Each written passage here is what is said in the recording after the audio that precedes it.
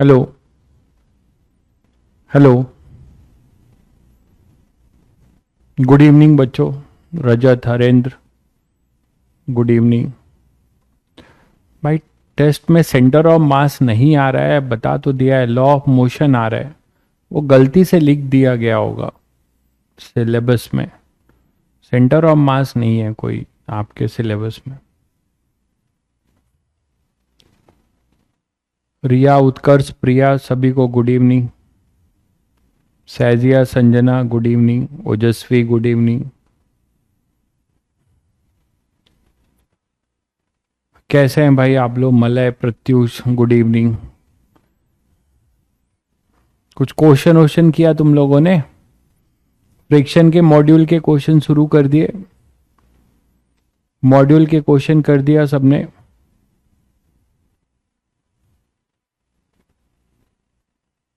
हाँ, कल क्लास नहीं हो पाई थी।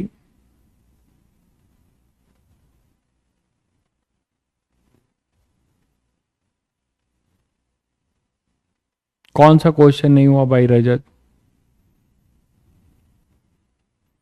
प्रत्युष, आप नए हैं तो आप जल्दी से फोर्स कॉन्सेप्ट कवर कर लीजिए, जिससे कि आगे के चैप्टर आपको समझ में आए। तो सबसे पहले आप बैकलॉग में force, Newton law of motion complete करिएगा।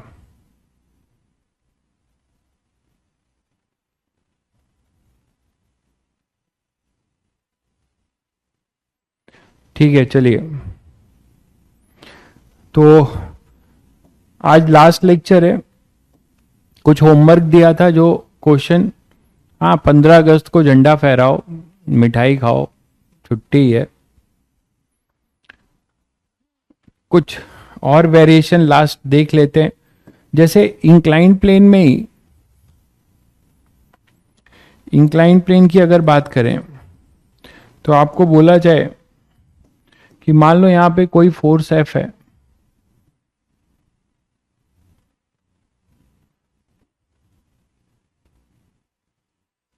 ठीक है, और आप इसे किसी फोर्स से, ये फोर्स एफ है, ऊपर पुल कर रहे हो, ऊपर पुश कर रहे हो, इसको एम मास का है, ठीक है। कोफिशिएंट ऑफ फ्रिक्शन म्यू है, कोफिशिएंट ऑफ फ्रिक्शन म्यू है। तो आपसे अगर बोला जाए कि find value of F, find F for block not to slip, तो ब्लॉक स्लिप ना करे, इसके लिए एफ की क्या टेंडेंसी होगी ये आपको बतानी है। कांस्टेंट फोर्स ही है।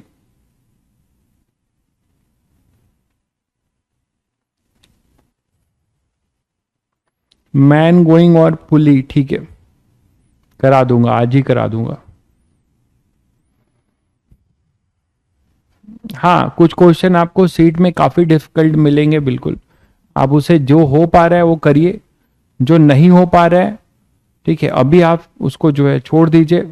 आगे उसको जो आप बताइएगा तो मुझे टाइम मिलेगा, आगे जब थोड़ा कोर्स आगे जाएगा तो मैं एक्स्ट्रा क्लास लेके या कुछ भी डिस्कस कर दूंगा, या होपफुली आपको हम सॉल्यूशन भी प्रोवाइड कर देंगे। उस पर काम चल रहा है।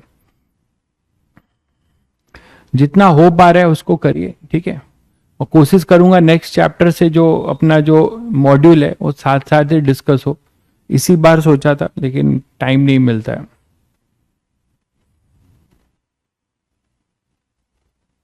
चलिए, तो यहां पे कोई बच्चा बताएगा कि क्या होगा इस क्वेश्चन का? सबने पढ़ रखा है, for block not to slip क्या होना चाहिए? क्या होना चाहिए यहां पर? थोड़ा सा ट्राई मारिए। M g cos theta. अरे फ्रिक्शन भी है, फ्रिक्शन भी है, इसका रोल नहीं देखा आपने? फ्रिक्शन भी लग रहा है। एफ जो है एम जी कॉस थीटा के बराबर कैसे होगा? एफ का रेंज आएगा, है ना? यहां पर भी एफ का अपना रेंज आएगा, देखो एफ का यहां पर भी रेंज आएगा। तो इसमें क्या कर रहे हैं, ऐसे क्वेश्चन में कभी भी पूछा जाए आपसे तो आप सभी को पता है कि एक्सटर्नल फोर्स दो लग रहे हैं, है ना?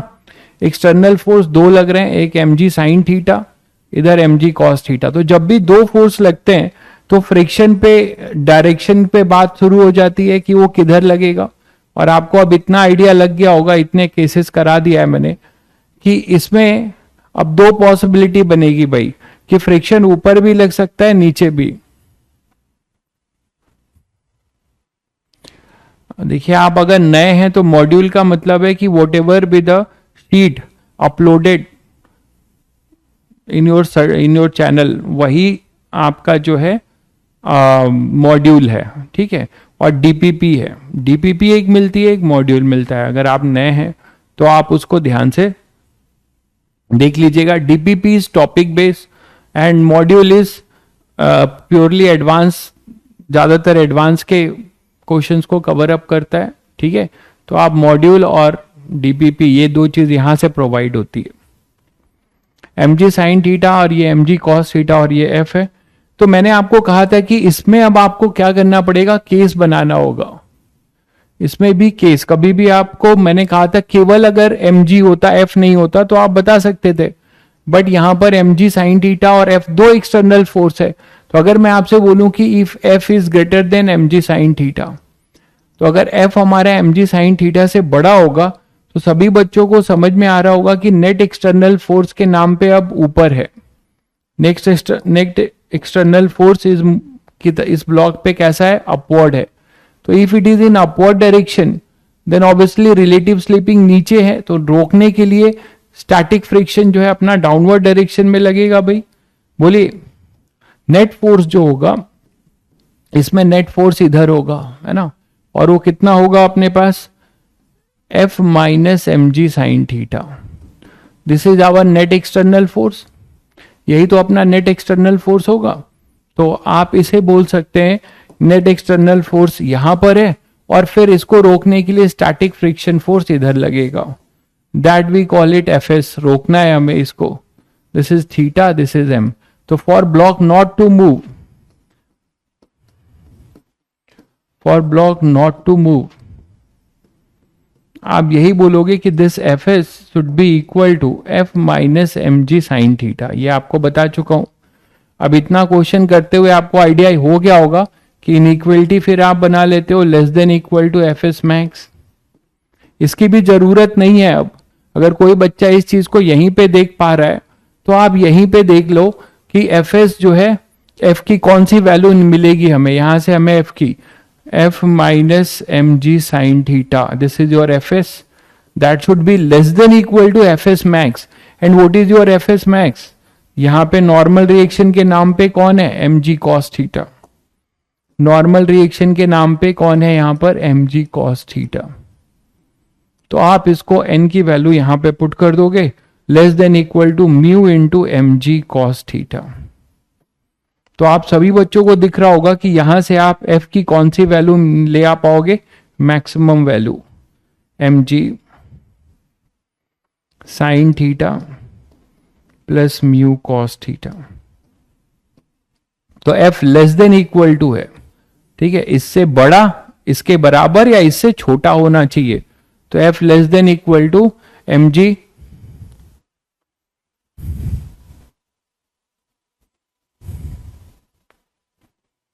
क्लियर है सभी बच्चों को। तो यहां पे एक इनइक्वलिटी मिलती है और रेंज कैसे मिलेगा आप सभी को पता है। दूसरा केस एक करना पड़ेगा आपको। दूसरा केस अपने पास ये हो जाएगा केस 2। केस 2 में आप ये मानोगे कि mg साइन थीटा, हालांकि अगर बच्चे जो करके काफी प्रैक्टिस में आ चुके होंगे, यहां से वो डायरेक्ट बता सकते हैं कि अगर ये हमारा F मैक्स होगा और उसकी वैल्यू हमारे पास मिलेगी mg sine theta plus mu cos theta, तो व्हाट इज आवर F मिन, है ना। F मिन क्या हो जाएगा, ऐसा क्वेश्चन कई बार हो चुका है। F मिन, फिर भी लोग mg कॉस थीटा बता रहे हैं। F मिन क्या होगा, F मिन के लिए यहां साइन बस इधर आ जाएगा, बस और कुछ नहीं है। वो चीज कहां से आएगी, वो चीज अपने पास आएगी यहां से कि F is less then mg sine theta. तो नेट फोर्स आपका किधर हो जाएगा, नेट फोर्स आपका डाउनवर्ड डायरेक्शन में होगा। तो ब्लॉक फोर्स और फ्रिक्शन दोनों सेम डायरेक्शन में लगेंगे ऊपर की तरफ, है ना। इधर अपने पास होगा mg साइन थीटा।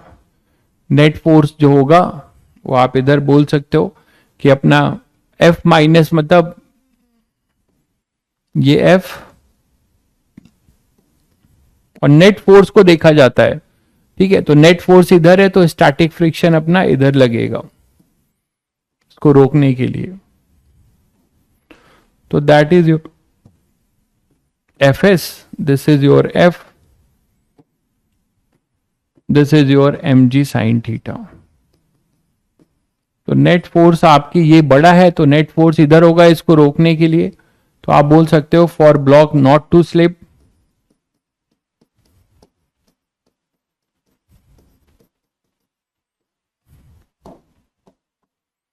यहां से आपको मिलेगा mg sine theta is equal to F plus Fs। तो अब यहां से Fs जो आएगा वो आएगा अपने F जो आएगा वो आएगा, Fs निकाल लो पहले, Fs जो आएगा वो आएगा mg sine theta minus F, और ये फिर यहां से इनइक्वलिटी बना लोगे Fs मैक्स। तो वही चीज आपको मिलती है जो मैंने कहा था, आप डायरेक्ट कर सकते हो साइन को चेंज करके, mg sine theta minus F less than equal to mu mg cos theta. तो यहां से आपको मिलेगा mg sine theta minus mu cos theta.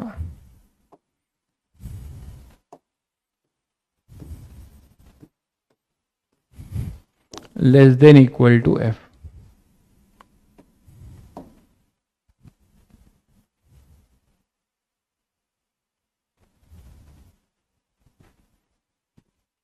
ठीक है, तो यहां से F greater than equal to this, तो F की यहां से मिनिमम वैल्यू क्या मिलेगी, वो मिलेगा इक्वलिटी पे mg sine theta minus mu cos theta. तो for block not to slip F lie करेगा mg sine theta minus mu cos theta, sine theta minus mu cos theta से लाई करेगा mg sine theta plus mu cos theta. तो ये आपका range हो जाएगा जिसमें कि ब्लॉक स्लिप ना करे। तो दैट इज द रेंज।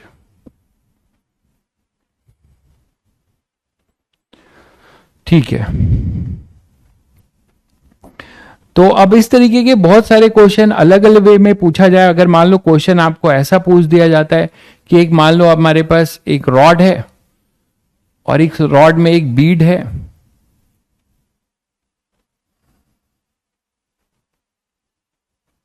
ठीक है, इसमें आपने मान लीजिए एक बीड बनाया है, बीड लगा रखा है,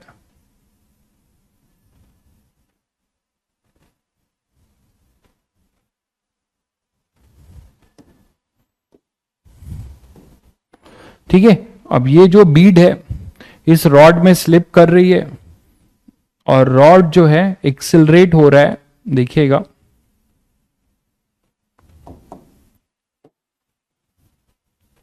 रॉड को आप एक्सिलरेट कर रहे हो, ये ग्राउंड है, मतलब हॉरिजेंटल टेबल पे ही है, हॉरिजेंटल टेबल पे रखो या फिर आप इसको वर्टिकल भी रख सकते हो। तो वर्टिकल ले लेते हैं तो ज्यादा अच्छा क्वेश्चन बनेगा। तो ये अपना ग्राउंड है, ठीक है। रॉड को हम एक्सेलरेट करें, किस एक्सेलरेशन से, हॉरिजेंटली एक्सेलरेट करें कि ये बीड स्लिप ना करे। ये बीड जो है, ये बीड है, बीड तो आप सब लोग समझने लगे हो, बीड का मतलब हुआ कि वो उस पर स्लिप कर सकता है, ठीक है। तो ये जो है किस हॉरिजेंटल एक्सेलरेशन से हम करें जिससे कि ये ए से एक्सेलरेट करें जिससे ये बीट स्लिप ना हो। ये एंगल आपको थीटा दिया हुआ है, इसका मास m ले लीजिएगा, बीट का मास m ले लीजिएगा और इनमें कोविशिएंट ऑफ फ्रिक्शन म्यू है, mu is the coefficient of friction between bead and the ball, ठीक है। ये स्मूथ है तो आपसे पूछा जा रहा है find value of A so that bead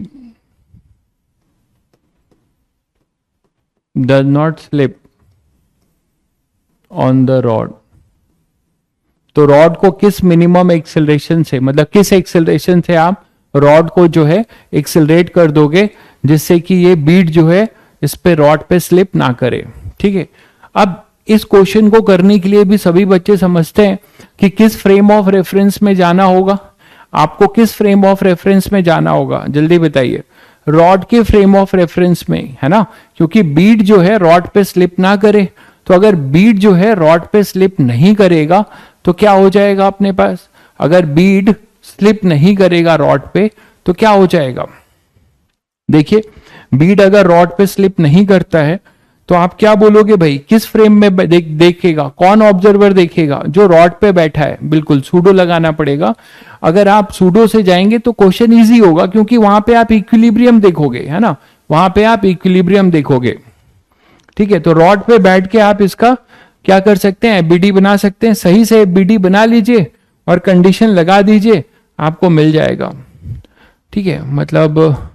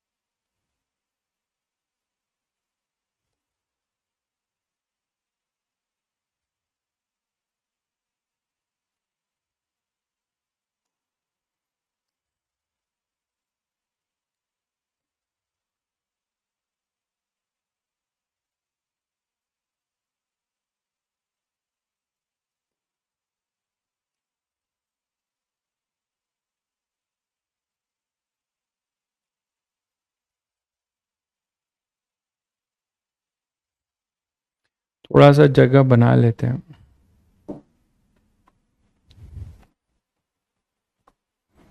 चलिए, तो यहां पर देखते हैं कि इसको अगर हम लोग इसकी एबीडी बना रहे हैं ग्राउंड के रिस्पेक्ट में नहीं, रॉड के रिस्पेक्ट में। तो रॉड के रिस्पेक्ट में इसकी एबीडी बनाएंगे तो रॉड पे बैठ जाएंगे और सूडो इस पे पड़ेगा इस तरफ, सूडो इसको मिलेगा इस तरफ एमए का। ठीक है, एमए का यहां पर एक सूडो मिल जाएगा भाई विथ रिस्पेक्ट टू रॉड। अब हम ये बना रहे हैं, है ना, रॉड के रिस्पेक्ट में हम इसकी एबीडी बना रहे हैं। तो सूडो आपने यहां पे दे दिया।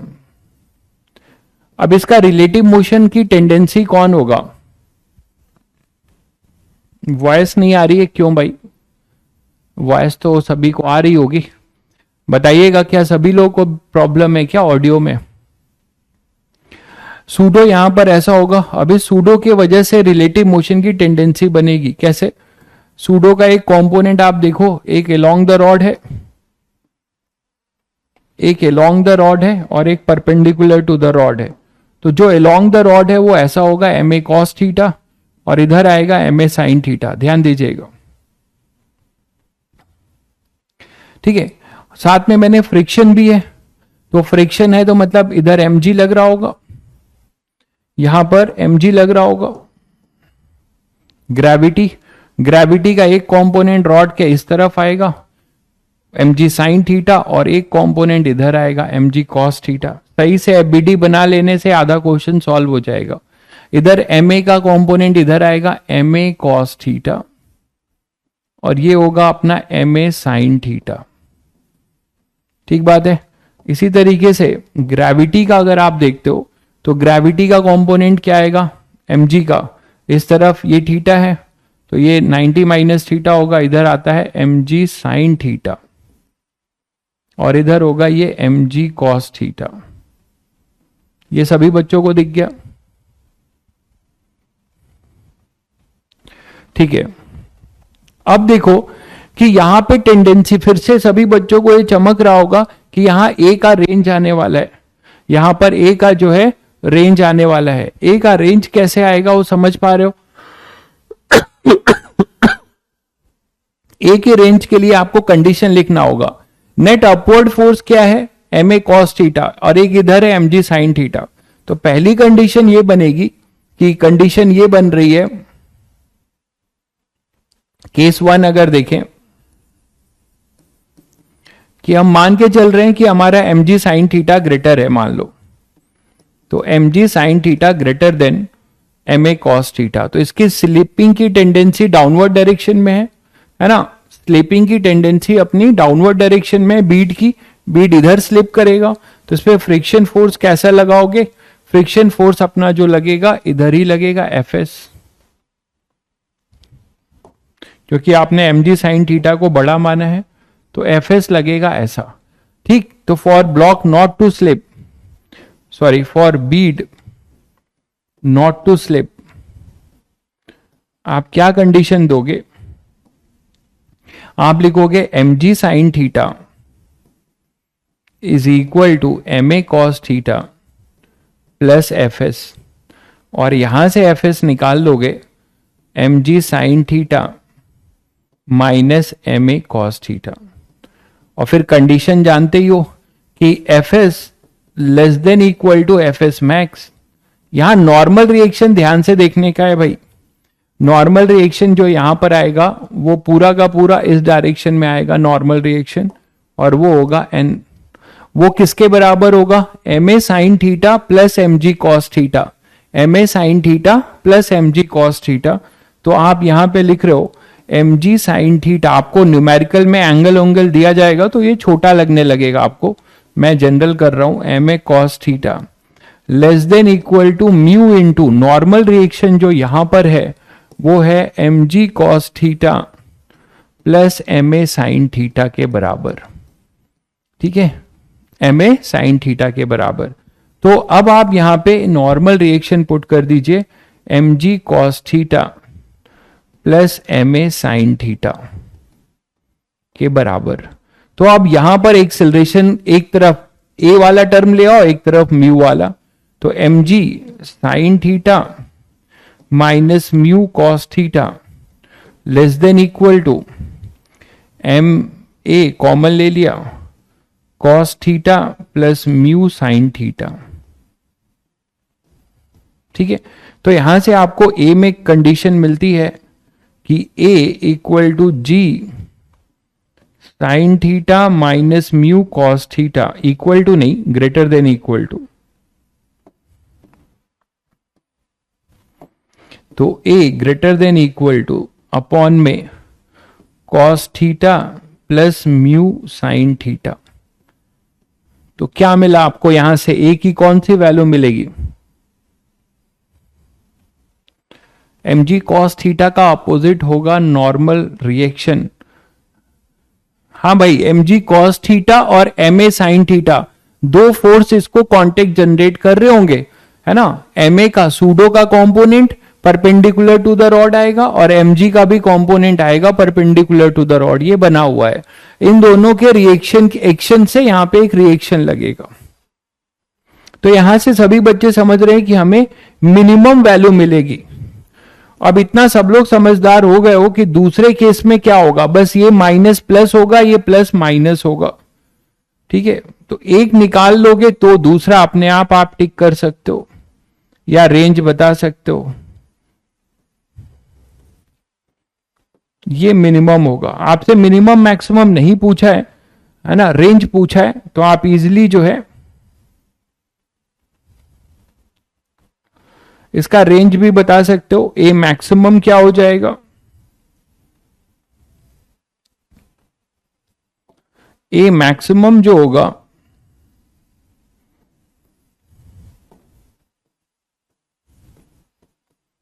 वो हो जाएगा अपना जी साइन थीटा प्लस, यहां माइनस के जगह पे प्लस आएगा और प्लस के जगह पे डिनोमिनेटर में माइनस हो जाएगा। आप करके देख लीजिएगा, दूसरा केस ले लीजिएगा। क्या केस लेंगे, दूसरा केस क्या लेंगे,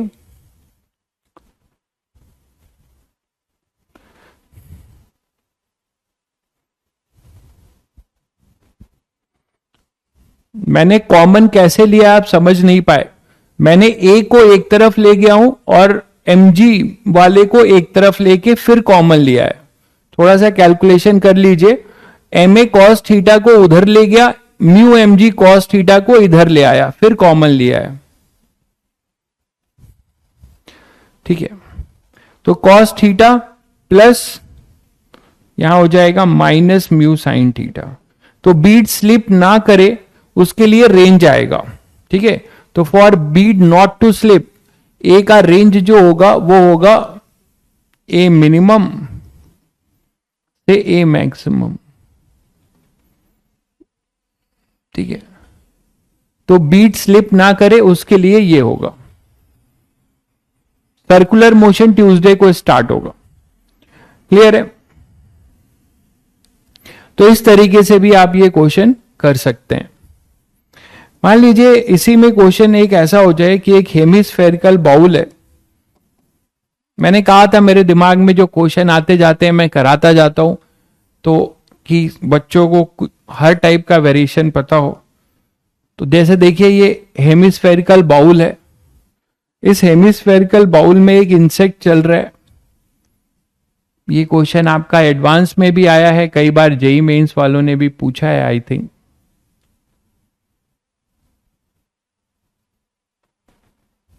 ठीक है, तो एक इंसेक्ट चल रहा है, क्रॉल कर रहा है। एक इंसेक्ट जो है इस पे क्रॉल कर रहा है यहां से। ठीक है, ये यहां से क्रॉल कर रहा है, क्रॉल करता हुआ ये कहीं यहां पर आता है। तो आपको बताना है कि कितना मैक्सिमम डिस्टेंस हाइट तक ये चढ़ सकता है बिना स्लिपिंग के। एक इंसेक्ट इस पे क्रॉल कर रहा है, इस पे क्रॉल कर रहा है, तो हमें बताना है कि कितना हाइट ये मैक्सिमम चढ़ सकता है बिना स्लिप किए हुए। तो ये अपना म्यू है। म्यू क्या है? Coefficient of friction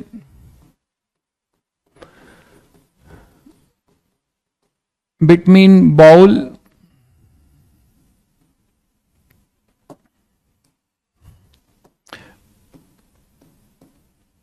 hemisphere and insect.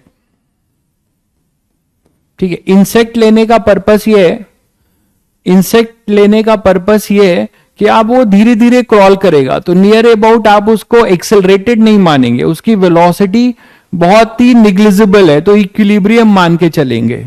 Insect लेने का ये पर्पस है। ठीक है, तो coefficient of friction between hemisphere and insect है। आपको बताना है मैक्सिमम हाइट। क्वेश्चन है क्या? क्वेश्चन है कि फाइंड मैक्सिमम हाइट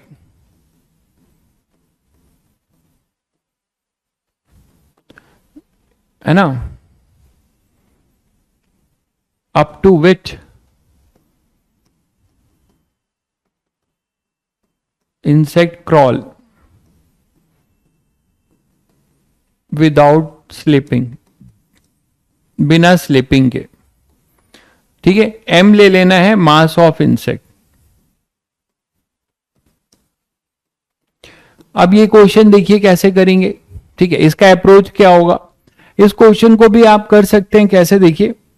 मान लीजिए हमारे पास ये क्रॉल करता गया, मान लेते हैं किसी थीटा पे आया। आपके लिए बिल्कुल नया क्वेश्चन नहीं है। तो फिजिक्स में कोई चीज जो कॉन्सेप्ट है वो लिमिटेड है।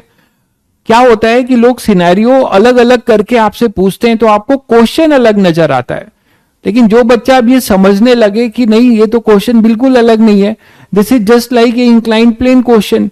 अगर किसी मैक्सिमम हम मान लेते हैं कि ये कहां तक चढ़ा, थीटा एंगल तक, इसके बाद अगर ये चलेगा तो स्लिप कर जाएगा, अगर हम ऐसा मान लें। ठीक है, तो क्या आप बता सकते हो कि ये इंक्लाइंड प्लेन का क्वेश्चन है? यहां पे टेंजेंट अगर आप डाल रहे हो तो उस समय आप हेमिस्फेयर को क्यों देख रहे हो?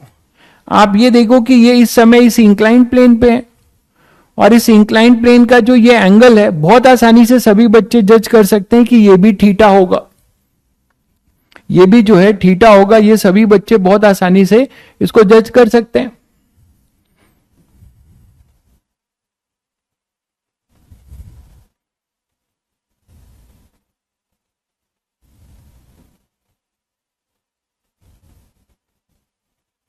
देख लो आप, ये थीटा है तो ये थीटा होगा, है ना। तो ये थीटा होगा, तो ये भी थीटा होगा, तो ये कितना होगा, ये टेंजेंट, ये नॉर्मल, तो ये 90 माइनस थीटा होगा, ये थीटा, तो ये भी थीटा, तो वर्टिकली अपोजिट एंगल ये थीटा, तो ये कितना भाई 90 माइनस थीटा, तो ये कितना थीटा, ये 90। ठीक है, ये टेंजेंट, ये नॉर्मल, सबको क्लियर हो गया होगा। तो यहां पर आप ये बता सकते हो कि अगर कोई बच्चा जो है डायरेक्ट अगर लिखना चाहे कि इंक्लाइंड प्लेन में हम लोगों ने एंगल ऑफ रिपोज पढ़ा था, इसको ओरली कर सकता है अगर किसी को रिजल्ट याद है तो। ठीक है, अगर किसी को रिजल्ट याद है एंगल ऑफ रिपोज का, it is the minimum angle at which the block just about to slip, तो उस समय m g sine theta F s max के बराबर होता था, तो tan theta equal to mu आता था। ठीक है, तो इसका मतलब यहां पर जो भी म्यू होगा वो टैन थीटा के बराबर होगा। ठीक है, यहां का जो जस्ट स्लिप करने की टेंडेंसी होगी तो tan theta is equal to mu. ठीक है, tan theta equal to mu, और टैन थीटा आप यहां से लिख सकते हो आर और एच के टर्म्स में। ये मान लीजिए हाइट एच है, तो आप वहां से बहुत आसानी से लिख सकते हो। तो हो गया ना आपके लिए बहुत इजी ओरल क्वेश्चन। तो कौन सा नया है, बस आपसे सिनेरियो बना के पूछते हैं लोग, कॉन्सेप्ट वही रहते हैं। ये आर है और ये मान लीजिए एच है, यही आपको निकालना है। तो टैन थीटा आपको निकालना है अगर, तो टैन थीटा आप निकाल सकते हो, ये हो जाएगा आर माइनस एच। तो इस ट्रायंगल से tan theta for insect not to slip, अगर मैं डायरेक्ट लिखूं किसी को कोई दिक्कत, for insect not to slip. अगर मान लो कोई बोलेगा सर ये रिजल्ट नहीं याद है, कोई बात नहीं, यहां पे आपको m g sine theta m g cos theta तो पता है, यहां पे लगेगा एम जी साइन थीटा, इधर लगेगा एफ एस, ये होगा m g sine theta tangential direction में, और इधर होगा अपना एफ एस, और ये एफ एस मैक्स होगा स्लिपिंग की क्रिटिकल कंडीशन में, ये नॉर्मल रिएक्शन होगा, ये होगा एम जी कॉस थीटा। तो बस यहीं से आपको कर लेना है। ठीक है, तो आप यहां से बता सकते हो कि एम जी, ये जो होगा force m g sine theta, और ये होगा अपना एफ एस, ये normal reaction m g cos theta. आप यहां से भी कर लो अगर रिजल्ट नहीं याद है तो। ठीक है, रिजल्ट तो सबको याद ही होगा ये। तो यहां से आप बता सकते for block not to slip m g sine theta, मैं फिर भी कर दे रहा हूं, equal to F s, and f s is less than equal to F s max. तो m g sine theta less than equal to mu m g cos theta, याद आ रहा होगा सभी को। तो टैन थीटा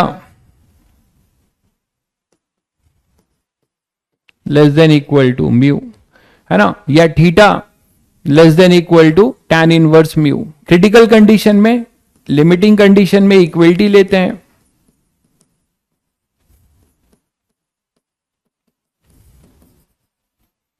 लिमिटिंग कंडीशन में angle, आप बोलोगे सर इसमें एंगल चेंज हो रहा है क्या? ठीक है, तो एंगल चेंज हो रहा है हर जगह पे, हेमिस्फेयर का टेंजेंट अलग अलग होगा। अच्छा, जैसे जैसे ये हाइट पे बढ़ रहा होगा, जैसे जैसे हाइट पे बढ़ रहा होगा, देखो ये थीटा बढ़ रहा होगा ना, ये थीटा बढ़ रहा होगा, तो theta equal to tan mu, theta equal to tan inverse mu के बाद वाला जो थीटा होगा, तो फिर स्लिपिंग शुरू हो जाएगी। ठीक है, सबको क्लियर है, क्योंकि फिर m g sine theta F s max से बड़ा हो जाएगा। तो यहां से अपने पास tan theta equal to mu, और टैन थीटा इस ट्रायंगल से निकाल सकते हो, इस ट्रायंगल से टैन थीटा निकाल सकते हो। ये जो ट्रायंगल दिख रहा है इससे आप टैन थीटा सभी बच्चे निकाल सकते हैं। क्या हो जाएगा अपने पास,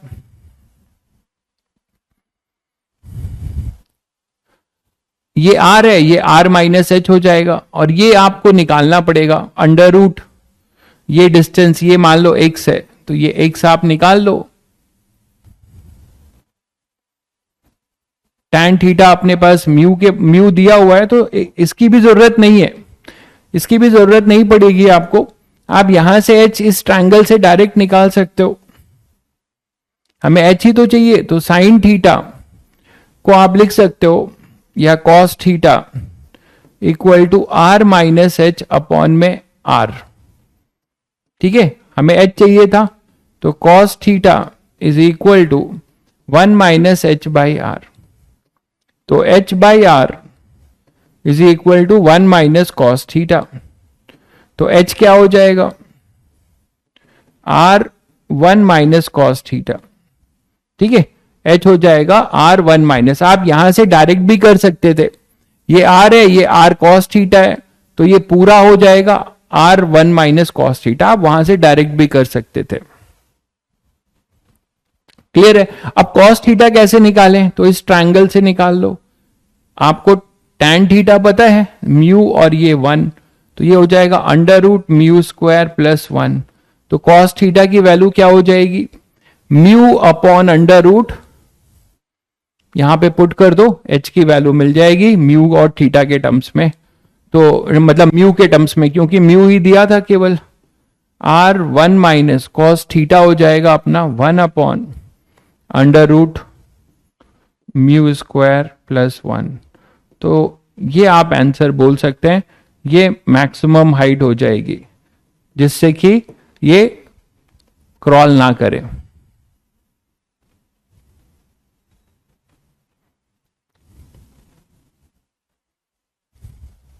क्लियर है।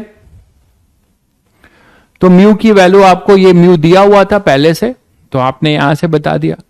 अब देखो अब क्वेश्चन की कोई लिमिट नहीं होती। अब यही क्वेश्चन मैं आपसे बना के पूछ रहा हूं, देखिए अगर मैं क्वेश्चन इसको और मैं अगर बनाऊं इसी क्वेश्चन को, तो मैं कुछ ऐसा बना दूं कि मान लीजिए एक पैराबोलिक शेप का वायर है, एक वायर है, वो किस शेप का है, पैराबोलिक शेप का।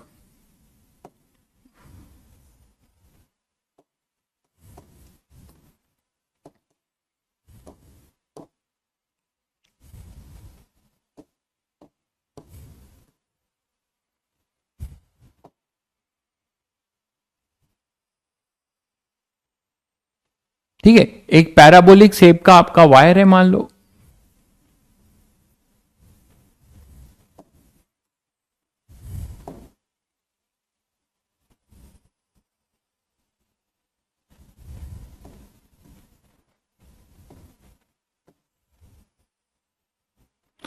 ठीक है, एक पैराबोलिक शेप का वायर है और इसकी वैल्यू है x square equal to a Y.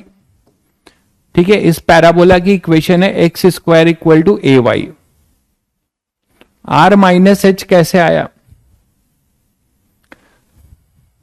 अरे ये हाइट एच तक चढ़ा है, ये बताओ, ये सब टैलेंट जब आप फैलाते हो तो मतलब मुझे लगता है कि यहां कितने अद्भुत लोग हैं।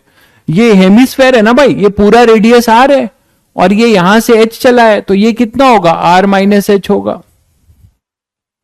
ठीक है, चलिए, तो x square equal to a y है, ये 0,0 है, और हमने क्या किया है, इसके बॉटम पे यहां पर देखो ध्यान से, क्वेश्चन को समझ लो पहले, यहीं पर आपने एक बीड लगा रखा है, इस वायर में, इस पैराबोलिक वायर में आपने एक बीड लगा रखा है, और अभी बीड की पोजीशन जो है जस्ट बॉटम पे है, अभी जो है अपना बीड जस्ट बॉटम पे है, ऐसे देखिए ये बीड यहां पर है।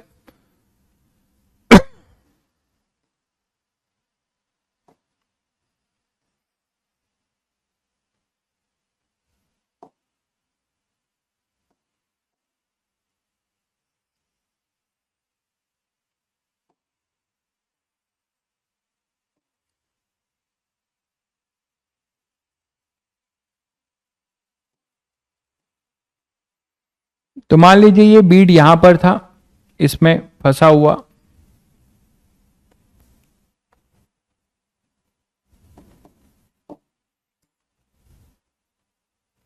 ठीक है, ये बीड यहां पर है। अब पैराबोला को आपने क्या किया, इस पैराबोलिक शेप वायर को, ये अपना ग्राउंड है,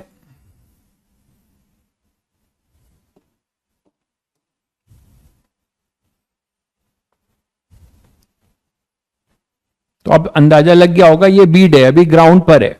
अब ये जो एम मास का है, ये बीड है, अभी अपना ये ग्राउंड मतलब ओरिजिन पे है। आपको बताना है कि ये यहां से एक्सेलरेट होता है ये पैराबोला को मैंने वायर, पैराबोलिक वायर को ए से एक्सिलरेट कर दिया है, ठीक है। एक काम करते हैं, यहां पर ये एक्सिलरेशन ए और ए में कंफ्यूजन ना हो, इसीलिए मैं इसको कुछ ये वाला कांस्टेंट है इसको मैं चेंज कर दे रहा हूं, ठीक है। इसकी वैल्यू जो है कुछ के ले लेता हूं, के वाई है मान लो, ठीक है। तो यहां से ये कांस्टेंट एक्सिलरेशन ए से जो है आप इसे जो है एक्सिलरेट कर रहे हो। तो यही सेम क्वेश्चन देखिए मैंने चेंज कर दिया और आपसे पूछा कि मैक्सिमम हाइट बताओ कि ये बीड मैक्सिमम हाइट कहां तक चढ़ेगा, ठीक है। और म्यू जो है कोफिशिएंट ऑफ फ्रिक्शन है। तो क्वेश्चन ये है आपका कि ए बीड ऑफ मास m, है ना, at origin initially the parabolic shape wire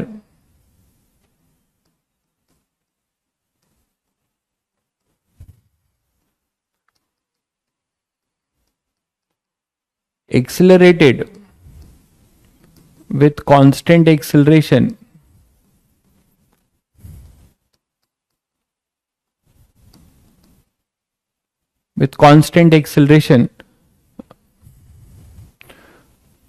ए, ठीक है। फाइंड द मैक्सिमम हाइट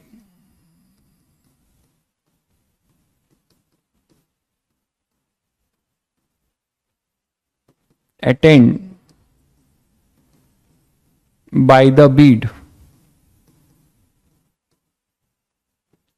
ठीक है। तो आपको मैक्सिमम हाइट बताना है जब बीड ये अटेंड करे। अब देखो सेम क्वेश्चन है ना, इसी क्वेश्चन को मैंने चेंज कर दिया। अब क्वेश्चन को चेंज कर दिया बट आपका कॉन्सेप्ट और अप्रोच सब वही रहेगा, थिंकिंग का लेवल बढ़ता जाएगा। अब सभी बच्चे ये समझ रहे हैं कि होगा क्या, होगा यही ना कि जैसे जैसे ये एक्सेलरेट करोगे ये बीट पे सूडो, आप इसके फ्रेम में बैठ जाओ, आप भाई पैराबोलिक शेप वायर के फ्रेम में बैठ के देखोगे तो आपको क्या दिखेगा कि यहां से आप सूडो लगाओगे तो आपको यहां से कहानी शुरू होती है, यहां से अब सूडो लगा।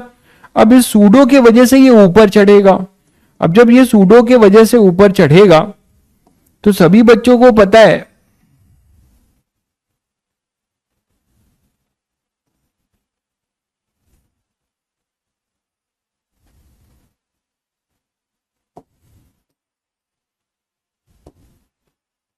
कि कुछ ये यहां पर आ चुका होगा,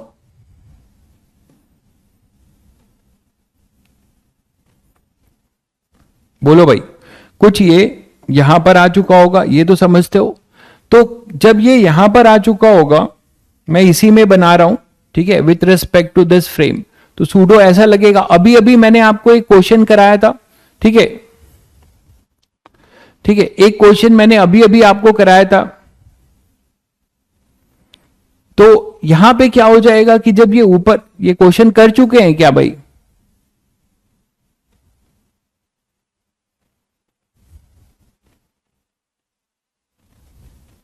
क्या ये क्वेश्चन क्लास में हो चुका है क्या?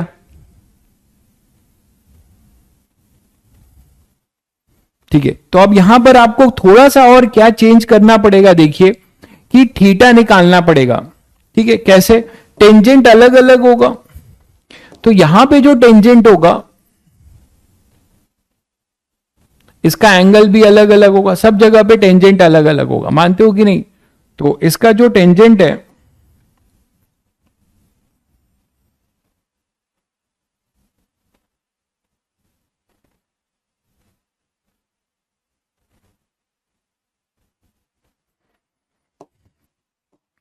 तो यहां पे मान लीजिए जो आपके पास टेंजेंट आएगा, इसका यहां पर टेंजेंट कुछ भी खींचेंगे तो ये कुछ ऐसा टेंजेंट होगा, कुछ एंगल बनाएगा।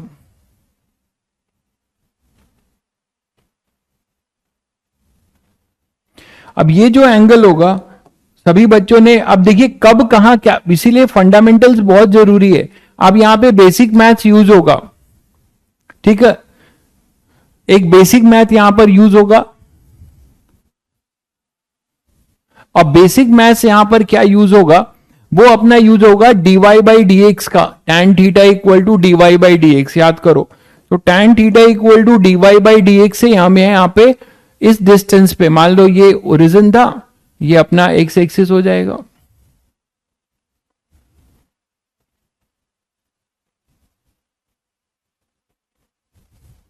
ठीक है, लेकिन यहां पर हमारी मजबूरी ये है, हमारी यहां पर मजबूरी अब ये फंसेगी कि हमें ये कब तक, ये जैसे जैसे बढ़ेगा, सभी को पता है कि यहां पर एंगल बढ़ रहा होगा, तो एक ऐसा टाइम आएगा कि जब, कब तक ये बोला जाएगा कि किसी कांस्टेंट एक्सेलरेशन से जब ये मूव किया, तो मान लीजिए वो एच हाइट पर आकर रुक गया। एच हाइट पर रुकने का मतलब समझ में आता है सभी बच्चों को कि यहां एफ एस ने एम जी साइन थीटा को बैलेंस किया होगा, यहां एफ एस ने एम जी साइन थीटा को बैलेंस किया होगा। ये तो सब लोग समझ रहे हो कि जो अपना एम जी है, ये है एम जी, इस एम जी का एक कंपोनेंट इधर आएगा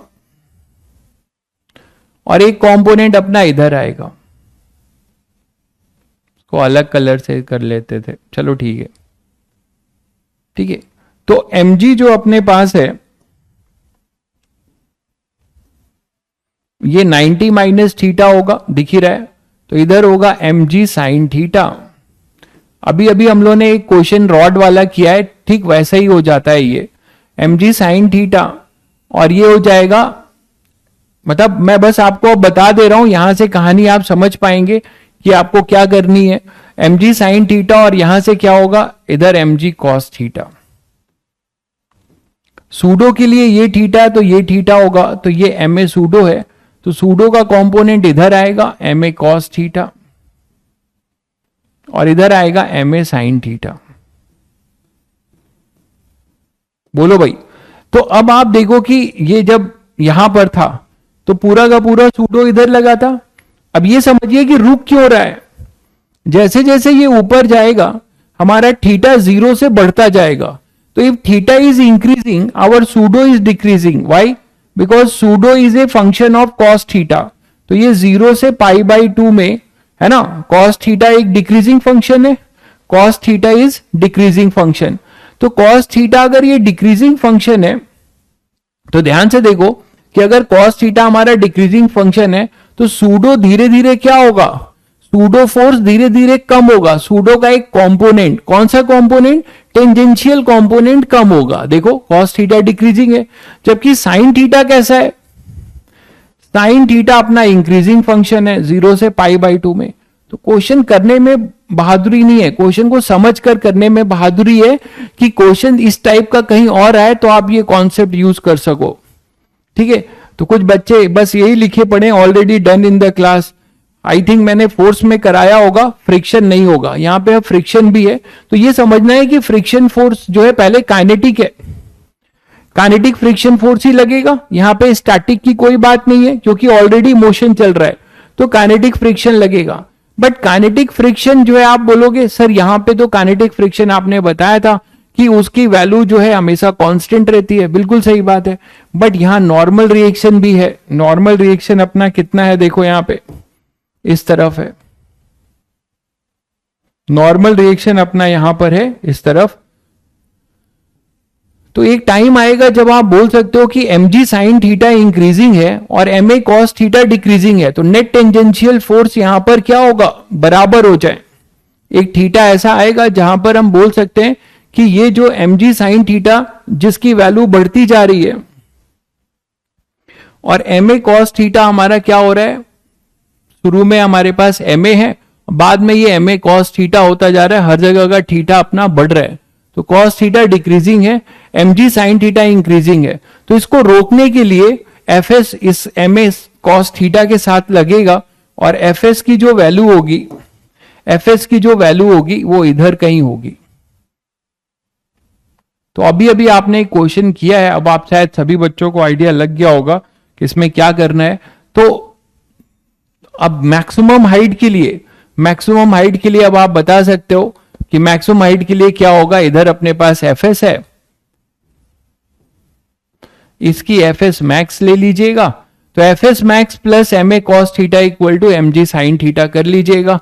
अब थीटा कैसे निकालोगे, बस ये चीज मुझे, मैं इक्वेशन लिख दे रहा हूं, बाकी आप सॉल्व कर लीजिएगा। For B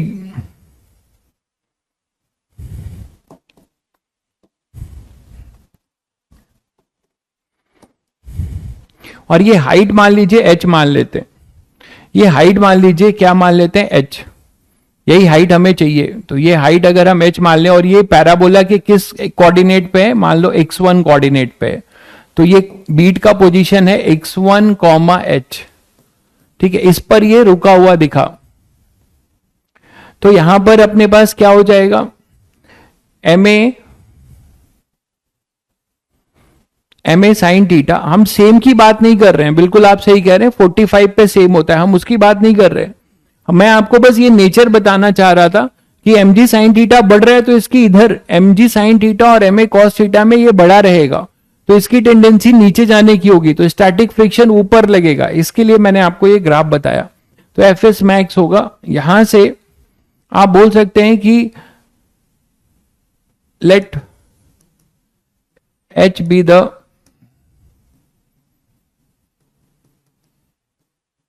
maximum height gain by beat.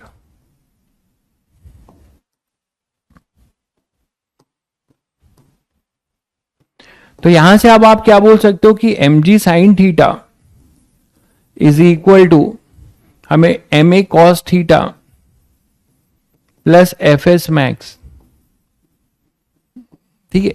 अच्छा, यहां पे अब dy बाई थीटा कैसे निकालेंगे, थीटा निकालेंगे एक्स स्क्वायर इक्वल टू, मान लो ये ky है तो इसको डिफरेंशिएट किया जाए तो 2x dy by d x is equal to 2x is equal to k dy by d x.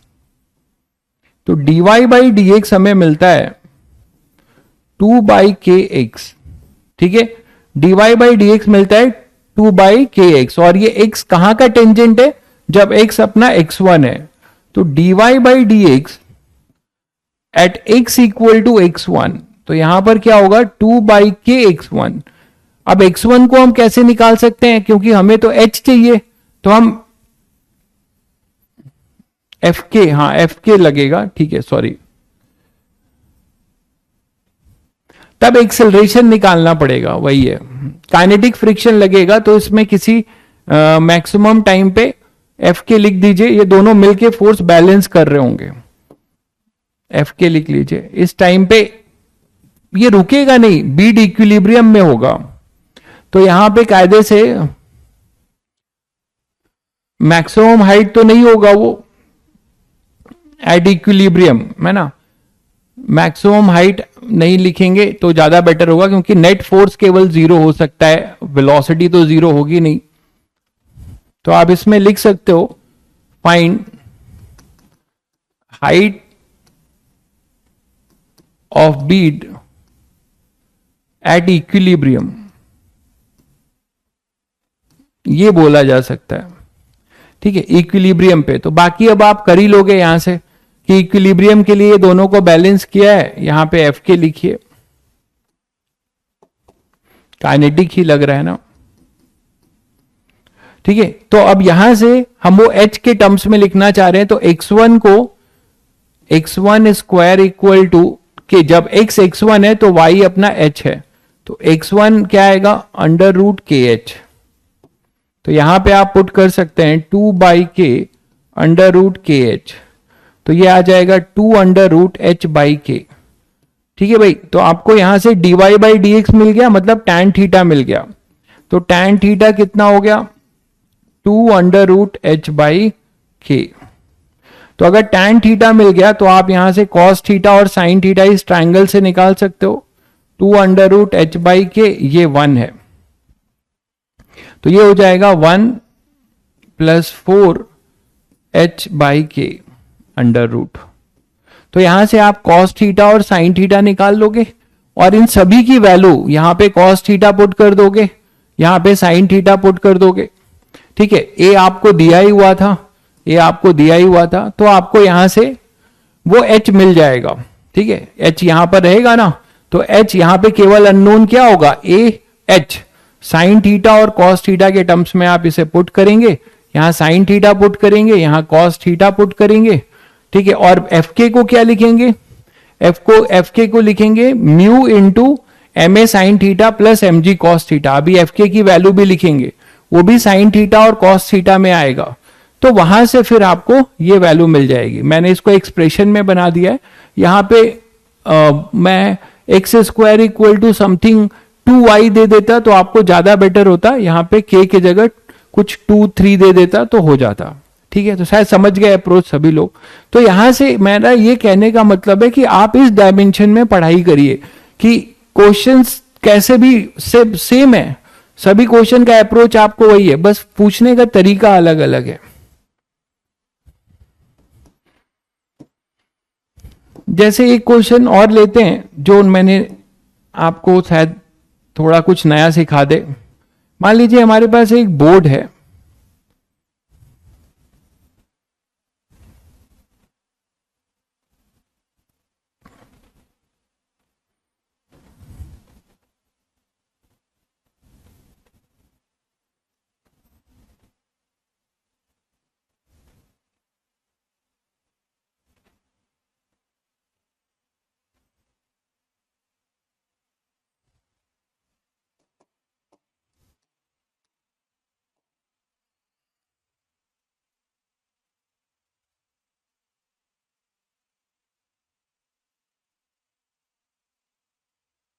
मान लीजिए हमारे पास एक बोर्ड है, कोई भी बोर्ड हो सकता है, रेक्टेंगुलर टाइप का ऐसा बोर्ड है।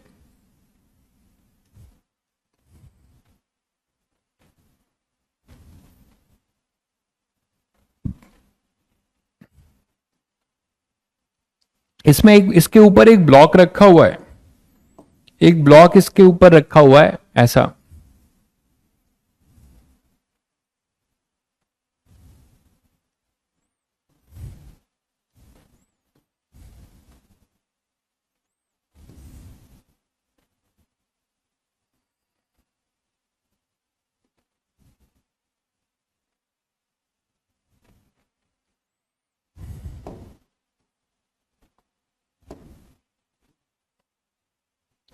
ठीक है, एक ब्लॉक रखा हुआ है और उस ब्लॉक को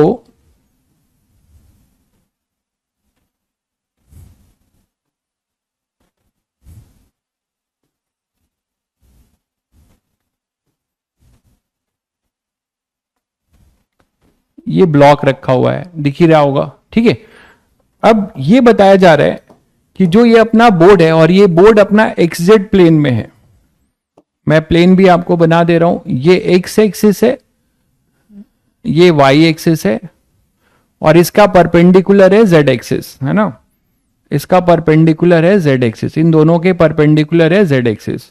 मतलब मैं आपको ऐसे दिखा दूं, ये है अपना एक्स एक्सिस, ये है अपना वाई एक्सिस और इसका जो परपेंडिकुलर है ये है अपना जेड एक्सिस। ठीक है, तो ये है वाई एक्सिस, ये है एक्स एक्सिस और ये है जेड एक्सिस। ठीक है, बोर्ड जो है क्या हो रहा है, उसकी वेलोसिटी दी जा रही है, वेलोसिटी ऑफ बोर्ड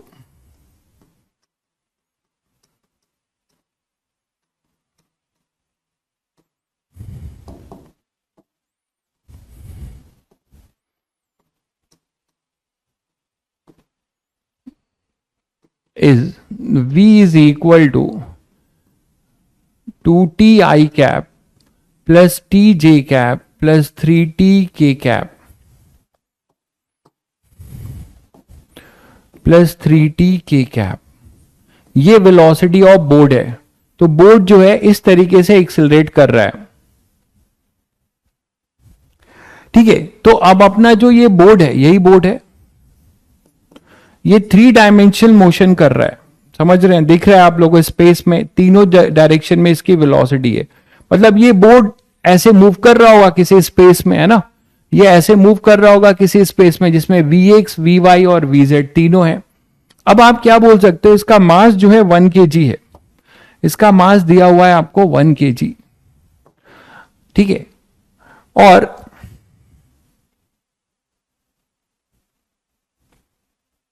आपको बताना है ये इस पे स्लिप नहीं कर रहा है, block is not slipping on the board, block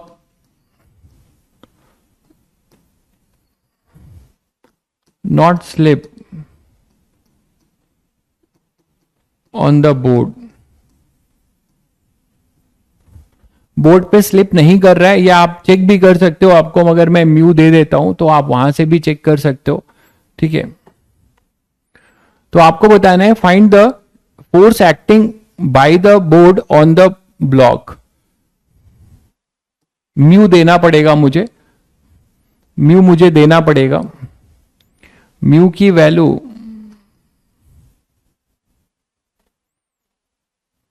0.1 ले लेते हैं, चलिए देखते हैं, म्यू की वैल्यू 0.1 ले लेते हैं, म्यू की वैल्यू 0.1 ले लेते हैं, चलिए ठीक है। This is coefficient of friction between board and block. तो आपको बताना है find force acting on the board due to block, ऐसा कुछ लिख दिया। Find the force acting on the board due to block. थोड़ा सोचिएगा,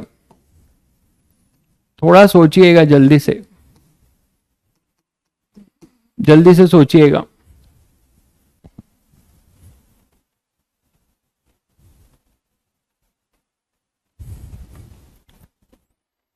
भाई हर ऐसे क्वेश्चन कहां मिलेंगे? मैंने कहा आपको कि कहीं मिल भी सकते हैं, क्योंकि मेरा भी दिमाग जो है वो मैंने कई सारे क्वेश्चन देखे हैं, तो उसको देखकर अपना जो दिमाग में आ रहा है वो आदमी करता है। तो क्वेश्चंस आपको रेयर मिलेंगे, लेकिन मिलेंगे जहां पे भी, और शायद कम ही मिले, क्योंकि जो बाजारू क्वेश्चन है वो आपको मिल जाते हैं।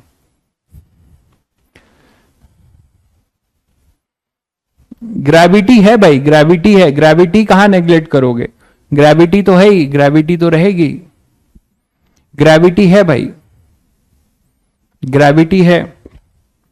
थोड़ा सा सोचिए जल्दी से, मैं चाहता हूं कि थोड़ा आप लोग सोचिए।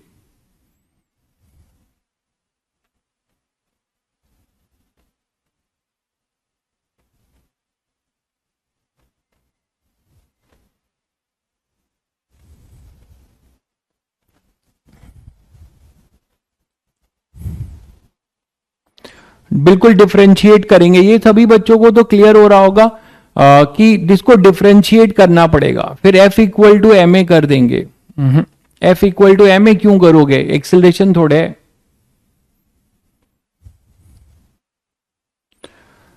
Fx तीनों की डायरेक्शन में कैसे लोगे मेरे भाई हर्ष? ब्लॉक जो है बोर्ड पर रखा हुआ है, तो अगर आप बोर्ड पे, अगर आप ब्लॉक पे, बोर्ड पे बैठे हो, अगर आप बोर्ड पे बैठे हो तो आपको ये रेस्ट पे नजर आएगा। तो ये सारी कहानी आपको बेटर है कि आप बोर्ड के रिस्पेक्ट में करिए। तो इसके लिए बोर्ड का वेलोसिटी दिया हुआ है, तो बोर्ड का एक्सेलरेशन पहले निकालिए। एक्सेलरेशन ऑफ बोर्ड वो होगा dv बाई dt। आपको 3 एक्सेलरेशन मिलेंगे। क्या क्या मिलेगा? 2i cap plus j cap, मतलब j का मतलब 1 है, और प्लस 3k कैप। ये देख पा रहे हैं? 2i cap plus j cap plus 3k cap. तो ये अपना एक्सेलरेशन मिल गया बोर्ड का।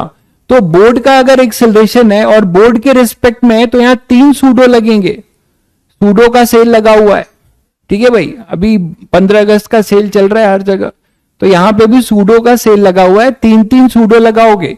कैसे? देखो, इधर बोर्ड का जो एक्सेलरेशन है, एक्स डायरेक्शन में भी इसका एक एक्सेलरेशन है, एक वाई डायरेक्शन में एक्सेलरेशन है, सब पॉजिटिव ही है, और जेड डायरेक्शन में एक एक्सेलरेशन है बोर्ड का। दिख रहा है सभी बच्चों को? ठीक है। तो बोर्ड के हमारे पास 3 acceleration, a y of board यहां पर क्या है? ए वाई ऑफ बोर्ड है अपना 1, यहां पे ए एक्स ऑफ बोर्ड क्या है? 2, और ए जेड जो अपना है वो है 3। तो फिजिक्स में यही चीज है, सब कुछ आता है आपको, लेकिन वही चीज सोचना जरूरी है कि आपको नहीं आता है, सब आता है।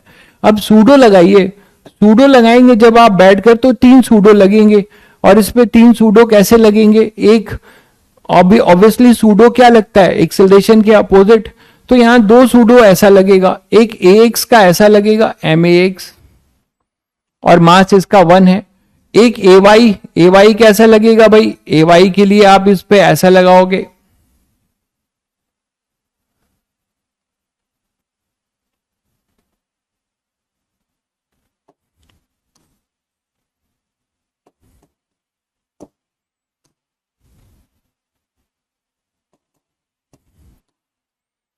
तो एक हमने लगाया ऐसा, एक हमने लगाया ऐसा, ध्यान दीजिएगा, और एक सूडो लगेगा नीचे भाई, एक सूडो लगेगा नीचे Z डायरेक्शन में, दिख गया सभी को। अब इंटरेस्टिंग बात क्या है, ध्यान दीजिएगा, ऐसा लगेगा। अब इंटरेस्टिंग बात यह है कि इस चीज को मैं और आपको यहां बना के समझाऊं तो आपको ज्यादा समझ में आएगा कि ये जो सूडो है ये होगा, ये 1 kg का ही था, लिख लो यहां पे, ये 1 kg है, तो 1 इंटू दिस, यहां 2 न्यूटन लगेगा, 2 न्यूटन का सूडो, यहां पे कितने का लगेगा, AY इधर था तो यहां पे 1 न्यूटन का सूडो लगेगा, समझ गए ना, M इंटू AY कर रहा हूं, ये 1 kg है, और यहां पर लगेगा 3 न्यूटन का सूडो, तो 3 सूडो लगेंगे। एक सूडो जो है परपेंडिकुलर होगा, तो ये जो सूडो परपेंडिकुलर होगा ये जो है नॉर्मल रिएक्शन को बैलेंस करेगा और इसके वेट को बैलेंस करेगा। अब अगर आप इसकी कायदे से FBD बनाइए तो आधा चीज आप सॉल्व कर लेंगे। मैं यहां बना के दिखा रहा हूं बोर्ड को नहीं, ब्लॉक को। तो ये जो अपना ब्लॉक था,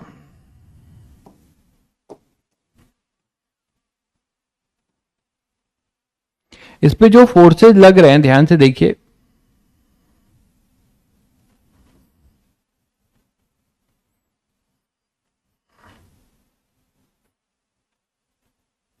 ठीक है, तो ये जो फोर्सेज अपने पास लग रहे हैं,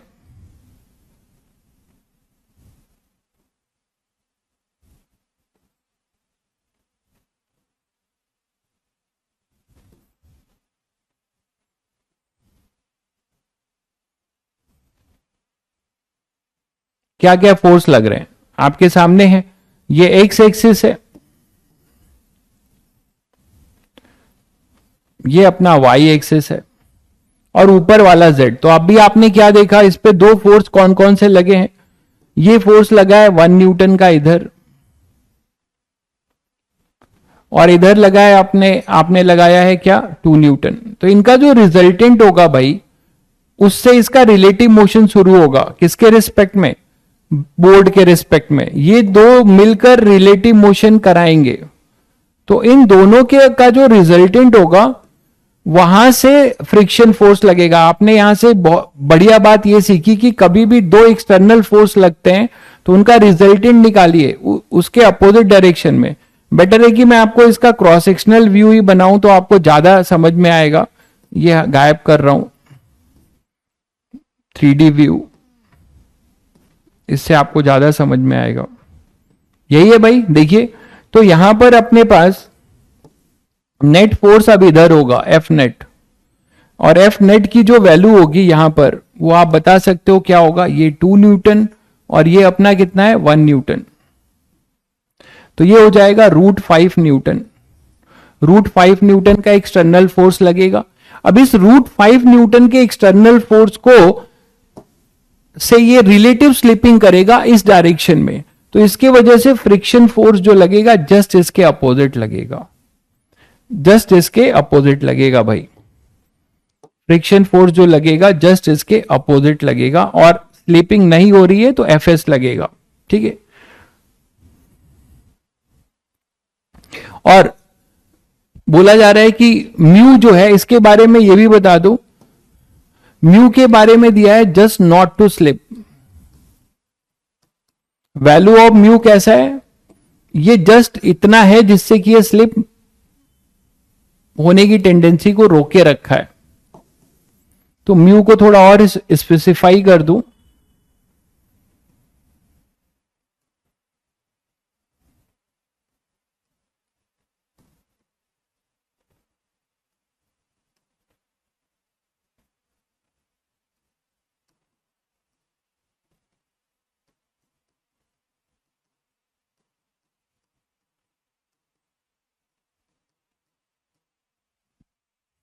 यहां देखना पड़ेगा कि जो मैंने वैल्यू दी है वो क्या लेनी पड़ेगी, वैल्यू एडजस्ट करना पड़ेगा। मैंने वैल्यू तो अपने मर्जी से 0.1 ले ली है, हमें देखना पड़ेगा कि क्या ये जो एक्सटर्नल फोर्स है, देखिए ध्यान से सभी बच्चे, जो अपना एफएस की मैक्सिमम वैल्यू आएगी वो कितनी आनी चाहिए। अच्छा, नॉर्मल रिएक्शन के नाम पे कौन होगा, सभी लोग समझ रहे हो, नॉर्मल रिएक्शन के नाम पे यहां पर कौन कौन होगा, ये है नॉर्मल रिएक्शन जो परपेंडिकुलर डायरेक्शन में लगेगा जेड एक्सिस में, और इसको बैलेंस करेगा कौन, एक सूडो और एक वेट, एक सूडो और एक वेट, यही तो बैलेंस करेंगे भाई। तो नॉर्मल रिएक्शन जो होगा ये अपना एन होगा, और यहां पर आएगा अपने पास 3 न्यूटन और प्लस इसका वेट mg मतलब 13 न्यूटन। ये क्लियर है सभी को, 13 न्यूटन, बिल्कुल बहुत बढ़िया भाई। तो 13 न्यूटन का फोर्स जो है n के बराबर होगा, n की वैल्यू होगी 13 न्यूटन। यहां तक सभी बच्चे क्लियर है, 13 न्यूटन होगा। तो एफएस जो मैक्स होगा, एफएस जो मैक्स होगा उसमें लिखा जाएगा mu into 13 Newton, mu into 13 Newton, यही तो होगा, म्यू इंटू एन। और वो एफएस जो है कि अपनी मैक्सिमम वैल्यू होगी, और ये √5 न्यूटन है। तो ब्लॉक स्लिप ना करे इसके लिए एफएस जो है किसके बराबर होगा, √5 न्यूटन के। ऑब्वियसली मान लो मैं म्यू नहीं भी देता हूं, बस ये बता देता हूं कि ये स्लिप नहीं कर रहा है, तो भी क्वेश्चन अपना बनेगा, बनेगा ना भाई, क्योंकि हमें पता है कि ये इसको स्लिप नहीं कर रहा है, तो इसको हटा ही देता हूं। बस ये लिख देता हूं कि block does not slip with board. तो इसी से तुम्हें पता चल जाता है कि जो भी एक्सटर्नल फोर्स होगा वो एफएस के बराबर होगा। तो for block not to slip fs जो होगा वो 13 √5 न्यूटन के बराबर होगा। ठीक है, एफएस अपना √5 न्यूटन के बराबर होगा। हाँ हाँ बिल्कुल, ट्राई कलर बना दिया हमने, चलो ठीक है, ठीक है भाई आकाश। तो एफएस जो हमारे पास होगा वो √5 न्यूटन होगा।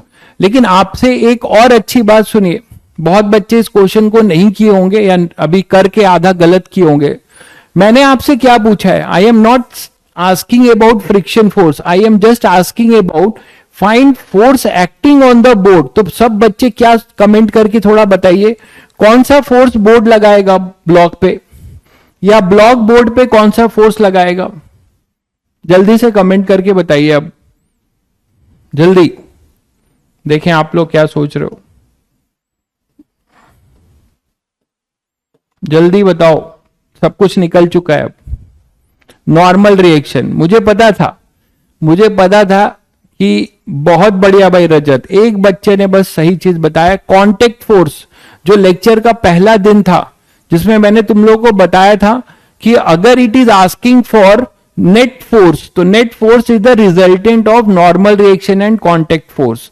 तो यहां पर ये जो एफएस है, एफएस आपको मिल चुका है, नॉर्मल रिएक्शन आपको मिल चुका है, नॉर्मल रिएक्शन हमारे पास है 13 न्यूटन। अगर अब आप ध्यान से देखो तो इस पे जो नेट फोर्स जो है बोर्ड लगा रहा है, ठीक है, बोर्ड जो है ब्लॉक पे जो लगा रहा है वो अब 2 फोर्स लगा रहे हैं। क्या मैं ये दोनों परपेंडिकुलर हैं तो ऐसे बना सकता हूं, एक नॉर्मल रिएक्शन एन, ये देखिए, तो बढ़िया क्वेश्चन बन चुका है ये, नॉर्मल रिएक्शन एन और ये अपना एफएस, ये दोनों परपेंडिकुलर ही तो हैं। देखो इधर इन दोनों का जो रिजल्टेंट, मैं यहां नहीं बना रहा हूं कि आपको दिक्कत होगी, ये नॉर्मल रिएक्शन और ये फ्रिक्शन, इनका जो रिजल्टेंट है कांटेक्ट फोर्स, इनका जो मैं यहां बना दे रहा हूं, यहां मैं बना दे रहा हूं, तो इनका जो रिजल्टेंट है, यही चीज मैं आपको यहां अलग से समझा दे रहा हूं। तो ये एफएस और ये अपना नॉर्मल रिएक्शन, भाई देखिए ये अपना नॉर्मल रिएक्शन, तो इनका जो रिजल्टेंट है, इनका जो रिजल्टेंट है वो कांटेक्ट फोर्स, भूल गए सब लोग, तो नेट जो है इस पे ऐसा आएगा, इस ब्लॉक पे कुछ ऐसा आएगा कांटेक्ट फोर्स। तो ये कांटेक्ट फोर्स आप यहां से बता सकते हो वो ये होगा, तो that is your contact force. तो ये अपना कांटेक्ट फोर्स होगा भाई। और यही आपसे पूछा गया है, एक्शन रिएक्शन, एक्शन रिएक्शन है ना। तो जो ये क्या है, ऑन द ब्लॉक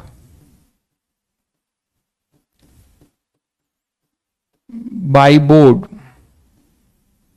तो बोर्ड उल्टा हो जाएगा, बोर्ड भी जो है बोर्ड पे ये उतना ही लगाएगा, तो एफ सी निकालने की देरी है, एफ सी निकाल लो, वो हो जाएगा under root of n square plus F s square, तो इट विल बी 169 प्लस 5,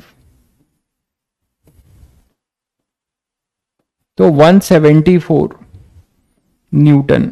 तो बढ़िया क्वेश्चन बना, ठीक है, 174, ठीक है, अंडर रूट 174। तो देखिए यहां कितनी छोटी छोटी बातें। अब आईटी एडवांस में आपको बता दूं, आईटी एडवांस, आप आईटी एडवांस का टेस्ट, अगर आप ये बताओ कि जो रेसिपी आपको बनानी है उसका आपको टेस्ट पता होना चाहिए। तो मैं बार बार बच्चों को बोलता हूं कि आप पीवाईक्यू या मैं जो करा रहा हूं आपको टेस्ट, आप मास्टर के भरोसे मत रहिए, मास्टर बहुत खतरनाक होते हैं, उनको अपनी चीजें चमकानी है, अपनी नॉलेज दिखाना है। तो मैं अनाप शनाप भी आपको कराऊंगा, अनाप शनाप भी आपको कराऊंगा जो आपका एडवांस के बियॉन्ड है, जो आज तक पूरे इतिहास में नहीं आया हो एडवांस में, ऐसा भी मैं करा सकता हूं। आपको मजा आ रहा होगा लेकिन वो आएगा नहीं, आपको रियल टेस्ट पकड़ना पड़ेगा जेई एडवांस के क्वेश्चंस का। जैसे ये क्वेश्चन जो मैंने अभी कराया है, this is actually the real test of JEE advance. JEE advance basics पे क्वेश्चन पूछता है, जेई एडवांस कभी ऐसा क्वेश्चन नहीं बनाता कि आपको एक बड़ा सा फॉर्मूला, एक मैं बड़ा सा फॉर्मूला दे दूं, ठीक है, उस बड़े से फॉर्मूले का आप जो है एप्लीकेशन, वो फॉर्मूला पता है तो क्वेश्चन होगा, नहीं तो नहीं होगा, कभी नहीं आएगा। जैसे एक एग्जांपल लो, जेई एडवांस कभी नहीं पूछने जा रहा है आपसे कि वो जो मैंने इनफाइनाइट पुली और इस सब के क्वेश्चन जो आपको कराए थे कभी नहीं पूछेगा। आप पीवाईक्यूज होगा उठा के देख लीजिए, कभी नहीं पूछेगा आपसे वो सब, सेट पैटर्न के सवाल नहीं पूछता जेई एडवांस। जेई मेंस पूछ सकता है, जेई मेंस ने तो पूछ भी लिया है, जेई एडवांस कभी नहीं पूछता रटे रटाए या बड़े से कोई पर्टिकुलर पेट फॉर्मूले पे कोई बड़ा सा आपको फंक्शन या फॉर्मूला पता है, उसमें वैल्यू पुट करो, ये कंडीशन ऐसे आ गई, ये कंडीशन ऐसे आ गई, ऐसा कभी नहीं पूछता। वो जनरल लेवल के क्वेश्चन पूछता है जिसमें फंडामेंटल्स यूज होते हैं। तो जैसे ये सब चीजें, सब फंडामेंटल्स यूज हुए हैं, तो इस टाइप के क्वेश्चंस आपसे जेई एडवांस एक्सपेक्ट करता है। चलिए मुझे कुछ क्वेश्चंस कराने थे, जैसे एक क्वेश्चन तो करा ही देता हूं, अभी टाइम है। जैसे एक बढ़िया क्वेश्चन होमवर्क दिया था, इसको कर लेते हैं, ठीक है। बेस्ट वे क्या है? बेस्ट वे है कि जो भी आपको यहां कराया जा रहा है उसको करिए, ठीक है, और धीरे धीरे जो है पीवाईक्यूज, आप टेस्ट कैसे पहचानोगे? 10 साल के क्वेश्चन जो आए हुए हैं उसको आप करेंगे धीरे धीरे, तो आप उसके टेस्ट को पहचानेंगे, तो धीरे धीरे होगा, ठीक है। A small disc is placed on an inclined plane forming an angle alpha. एक डिस्क है, ये दिख रहा होगा सभी बच्चों को, ये डिस्क जो है, ये डिस्क है, ठीक है। अब ये डिस्क को आपने हॉरिजेंटली फेंक दिया, हॉरिजेंटली इंक्लाइंड प्लेन पे हॉरिजेंटल फेंका है, तो किसके हॉरिजेंटल है? नॉर्मल 13 कैसे है?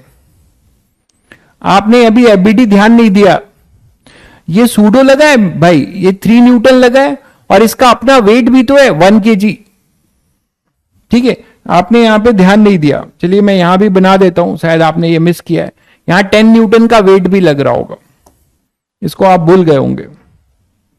1 इंटू जी 10 न्यूटन, तो 10 प्लस 3 ये 13 न्यूटन, ये होगा, ये नॉर्मल के बराबर, ठीक है। नॉर्मल में यहां पे एफबीडी मैंने नहीं बनाया था पूरा, मैंने यहां पे केवल आपको दिखाया था सूडो, ये नॉर्मल ऐसा है, तो आप शायद समझ गए होंगे। चलिए इस क्वेश्चन पे आते हैं, इरोडोफ का बढ़िया सवाल है ये। A small disk is placed on an inclined plane forming an angle alpha with the horizontal and is imparted an initial velocity v naught। एक initial velocity v naught impart किया गया है। Find how the velocity of the disk depend on the angle theta। फिर ये disc जो है एक ऐसी कोई कर्वलिनियर ट्रेजेक्ट्री फॉलो करते हुए जा रही है किसी time t equal to T पे, किसी time t equal to T पे ये डिस्क यहां पर है और ये कितना एंगल बना रही है इस अपने पाथ से टेंजेंट की तरफ, ये टेंजेंशियल डायरेक्शन है, ये तो दिख रहा है सभी बच्चों को, this direction is tangential direction, ये टेंजेंशियल डायरेक्शन है।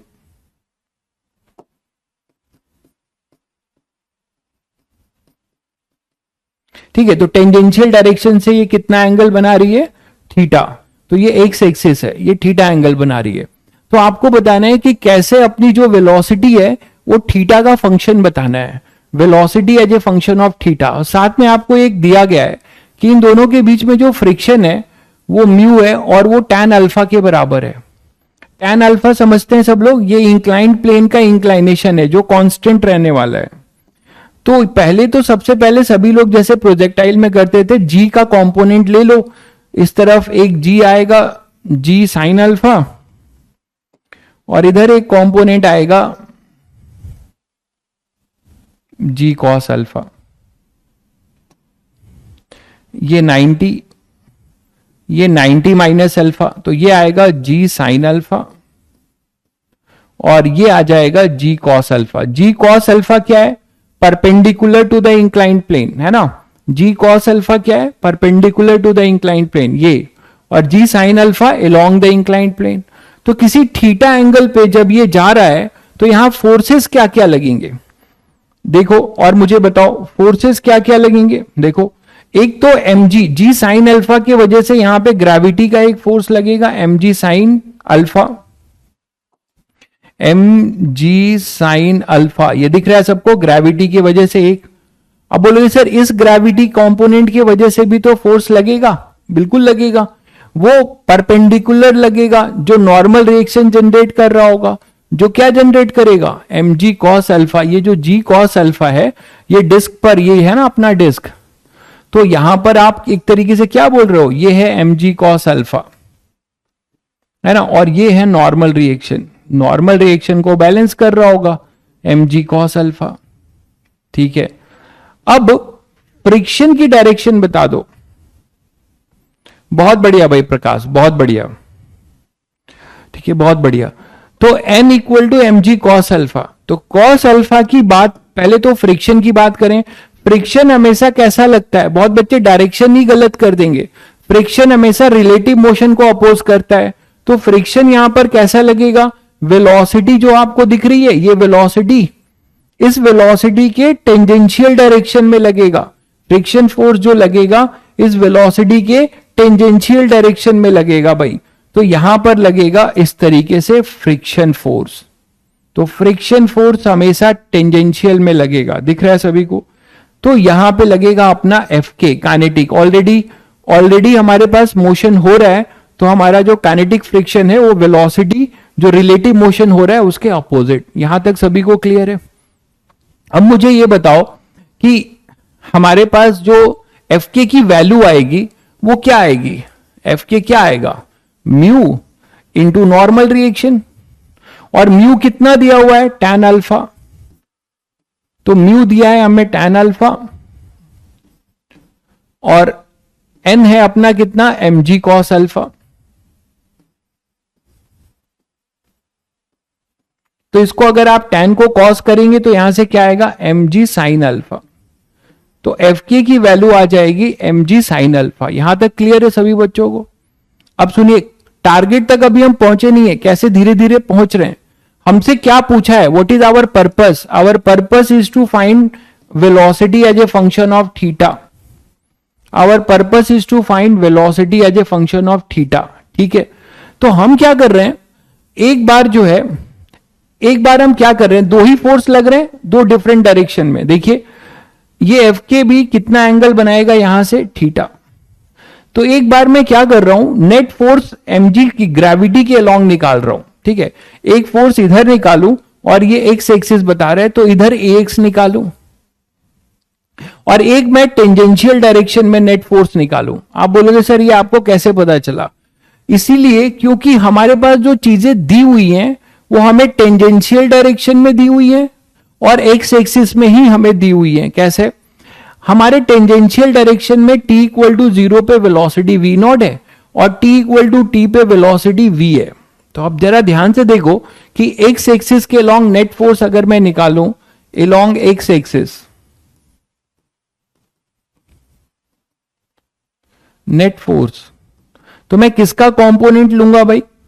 मैं Fk का कंपोनेंट लूंगा, है ना भाई, Fk का। तो Fk का कंपोनेंट लूंगा तो आएगा Fk cos थीटा। ये Fk है, इसका टेंजेंशियल डायरेक्शन, इस तरफ अगर कंपोनेंट लेता हूं तो मुझे मिलेगा Fk cos थीटा।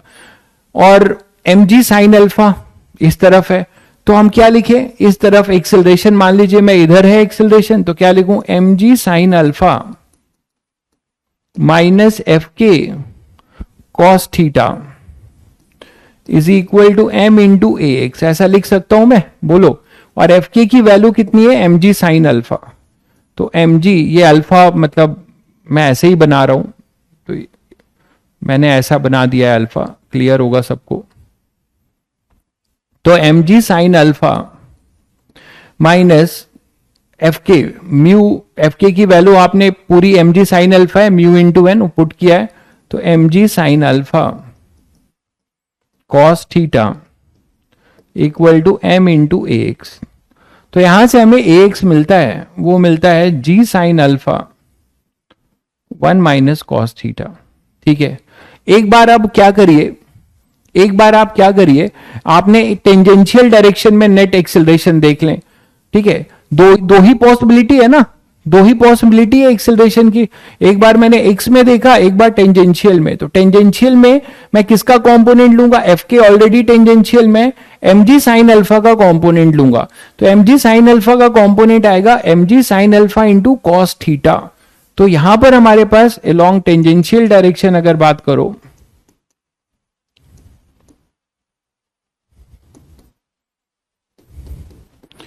तो हमें क्या मिलता है? mg sin alpha into cos theta minus Fk is equal to m into a t. और देखो mg sin alpha cos theta minus Fk हमें पता है वो है mg sin alpha equal to m into a t. तो यहां से अगर मैं टेंजेंशियल एक्सेलरेशन निकालूं तो वो हमें क्या मिलेगा? mg sin अल्फा कॉमन ले लीजिए, मतलब m तो हटा दीजिए, तो g sin alpha cos theta minus 1। अगर इसको इक्वेशन 1 बोलूं और इसको इक्वेशन 2 और कंपेयर करो, तो इन दोनों को कंपेयर करके तुम्हें क्या दिखता है? इसका माइनस टाइम्स है, that is ax is equal to minus 80। ये प्रूव हुआ आपने, ax is equal to minus 80। इन दोनों से एक बार मैंने टेंजेंशियल डायरेक्शन में नेट फोर्स का नेट एक्सेलरेशन निकाला, और एक बार रेडियल एक बार एक्स एक्सिस के लॉन्ग। तो दोनों से हमें क्या प्रूव हुआ? ax is equal to minus 80। अब सुनो कहानी, हमें तो v चाहिए, तो ax को क्या लिखूंगा? dvx by d t. ax को मैं क्या लिखूंगा? ये है ना अपने पास, ax is equal to minus 80। ax को लिखूंगा मैं dvx अपॉन डी टी, और 80 को लिखूंगा dvt अपॉन डी टी। तो यहां से देखो dvx is equal to minus dvt। और यहां पे आपको थोड़ा सा ध्यान रखना है, लिमिट पे जाना है। क्या लिखेंगे? देखिए यहां आइए, बाउंड्री कंडीशन पे आइए, ऐसे ही बनाते हैं। t इक्वल टू 0 पे देखिएगा, एट t इक्वल टू 0 पूरा जो v है, नेट v है, जो नेट v है वो टेंजेंशियल डायरेक्शन में, v जो है नेट v, वो v टेंजेंशियल है, और कितना है? v नॉट है। vx यहां पर 0 है। और किसी general time t equal to T पे, एट t equal to T, boundary condition क्या दिखती है आपको? कि नेट जो अपना v है, नेट जो अपना v है, वो vt तो पूरा v है, और जो vx है वो v cos थीटा है। ठीक है, vt जो है, vt अपना पूरा v है, और vx जो है क्या है? v cos थीटा है। ठीक है, तो आप बस लिमिट पुट कर दीजिए इसको देखते हुए कि t इक्वल टू 0 पे, t इक्वल टू 0 पे हम लिमिट पुट कर रहे हैं। तो t इक्वल टू 0 पे हमारा जो vt, t equal to lower limit t equal to 0, upper limit t equal to t, तो t इक्वल टू 0 पे जो हमारा नेट v नॉट था टेंजेंशियल, और ये 0 था। किसी t equal to t time में ये v था, और ये कितना था? v cos theta. तो यहां से आपको मिलेगा v cos theta is equal to minus v not.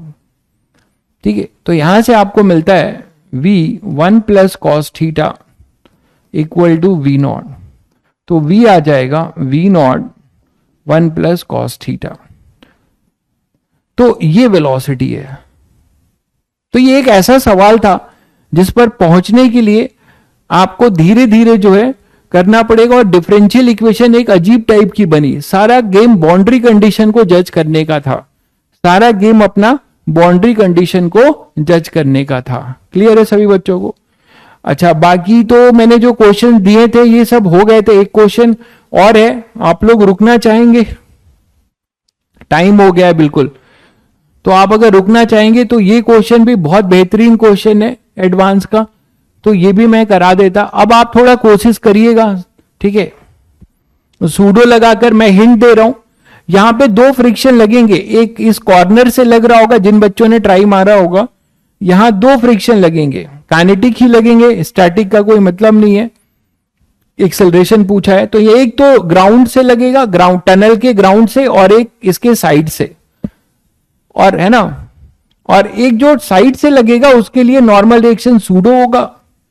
इस वाले का, इसका सूडो होगा नॉर्मल रिएक्शन एमए, और FK2 जो लग रहा होगा इसका जो mg होगा ग्राउंड के वजह से। तो थोड़ा सा ये आपको देखना है। तो आप लोग अगर रुक रहे हैं तो मैं कर दूंगा इसको। अच्छा, और क्लास नहीं है? ठीक है, तो करके जाइए। ठीक है, चलिए इसको करते हैं, फिर इसको करके चलते हैं। A circular disc with a groove along its diameter, एक सर्कुलर डिस्क है, इसमें एक ग्रुप बना हुआ है। ये बना तो वर्टिकल है, बट सभी को पता है ये हॉरिजेंटल है। इसमें ग्रेविटी ऐसे है, देखो ग्रेविटी को मैं ऐसे दिखा रहा हूं। क्रॉस का मतलब perpendicular to disc and inward. तो ये जो है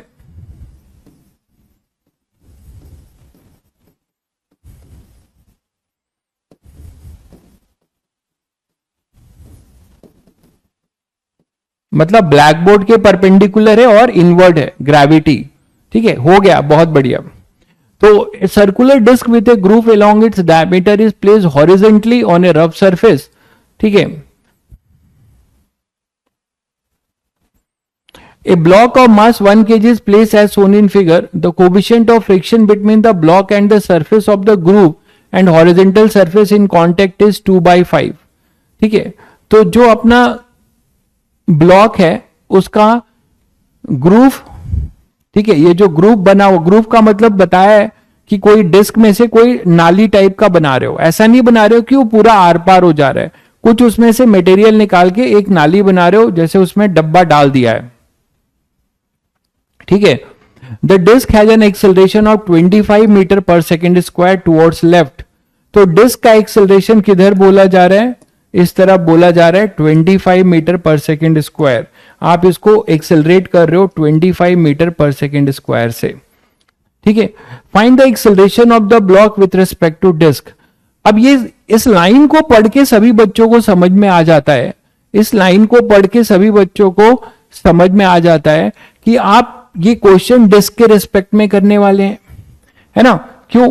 क्योंकि डिस्क के रिस्पेक्ट में ही आपको ये क्या दिखेगा कि इसका मोशन इस तरफ होगा, नहीं तो अर्थ वाला क्या दिखेगा? अर्थ वाला दिखेगा कि ये इधर टनल के अंदर भी जा रहा है और डिस्क के साथ साथ इधर भी जा रहा है। और आपको क्लियर कट मेंशन कर रखा है कि find the acceleration of the block with respect to disc. आपको डिस्क के रिस्पेक्ट में ही इसको निकालना है। चलिए, तो अब इसको करते हैं, इसका एफबीडी बनाते हैं। नेट फोर्स इस पे क्या लगेगा डिस्क के रिस्पेक्ट में, वो देखते हैं। आपको फिर मैं याद दिला दूं कि क्वेश्चन की लैंग्वेज को ध्यान से समझिए। Coefficient of friction between the block and all the surface of the groove is 2/5। All the surface का मतलब क्या हुआ? ऑल द सरफेस का मतलब हुआ ग्रूव जो बना होगा उसका एक साइड वॉल भी होगा और एक बॉटम होगा। ठीक है, ग्रूव का एक साइड वॉल भी होगा और एक बॉटम। इसको मैं अगर कुछ ऐसा बना के आपको यहां समझाऊं तो शायद आप समझ पाए। देखिए,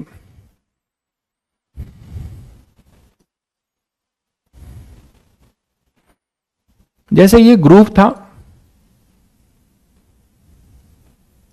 तो ग्रूव का मैं केवल एक साइड का पार्ट ले रहा हूं, देखिएगा ध्यान से। मैं कोशिश करूंगा कि आपको डायग्राम से पूरा समझा दूं।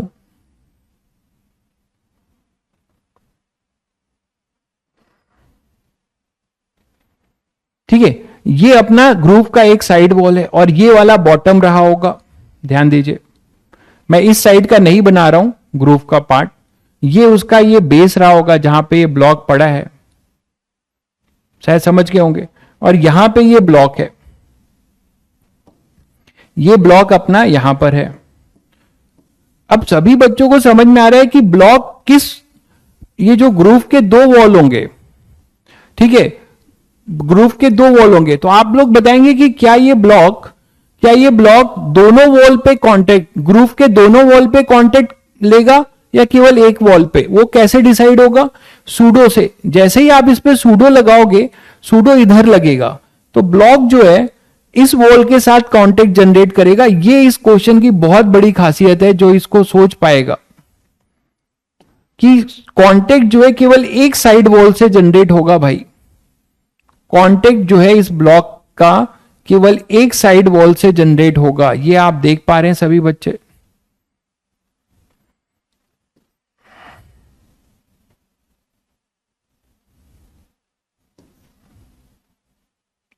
और केवल जब एक के साथ उसका नॉर्मल रिएक्शन जनरेट होगा तो वो फ्रिक्शन फोर्स जो है, वो फ्रिक्शन फोर्स केवल इस साइड वॉल पे लगाएगा। अब यहां दो फोर्स लगेंगे जो मैं आपको बता रहा था।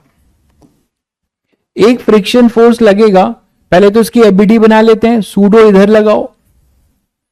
ठीक है, सूडो जैसे इधर लगेगा, इस नॉर्मल रिएक्शन से यहां जो फ्रिक्शन लगेगा ये एक अलग फ्रिक्शन लगेगा, एक कांटेक्ट ये, और ये ग्राउंड से, देखिएगा, एक ग्राउंड से, ये ग्राउंड से जो फ्रिक्शन लगेगा, ग्राउंड मतलब सॉरी ग्राउंड नहीं, जो टनल का क्या होगा, जो बॉटम है उससे जो फ्रिक्शन लगेगा वो ऐसा लगेगा, उसका नॉर्मल रिएक्शन एन होगा, उसका नॉर्मल रिएक्शन एन होगा। भाई इस चीज को समझ रहे हैं आप? और mg जो है वर्टिकल होगा, mg हमेशा क्या है, इसके नीचे परपेंडिकुलर है। ऐसा डिस्क है, ये डिस्क ऐसा है, तो नॉर्मल रिएक्शन, और mg ऐसा है तो नॉर्मल रिएक्शन, और ये mg और ये n। ठीक है, और ये अपने पास सूडो होगा ma का। इस सूडो के वजह से यहां पर एक n डैश का कांटेक्ट, सूडो दिया आपने, तो इस सूडो के वजह से हमें यहां पे एक n डैश मिलेगा, एक n डैश मिलेगा इधर, और यही n डैश जो होगा वो इस फ्रिक्शन के काम आएगा, f डैश के। और ये जो f है, ये f है, ये कहां से आ रहा है? फ्रॉम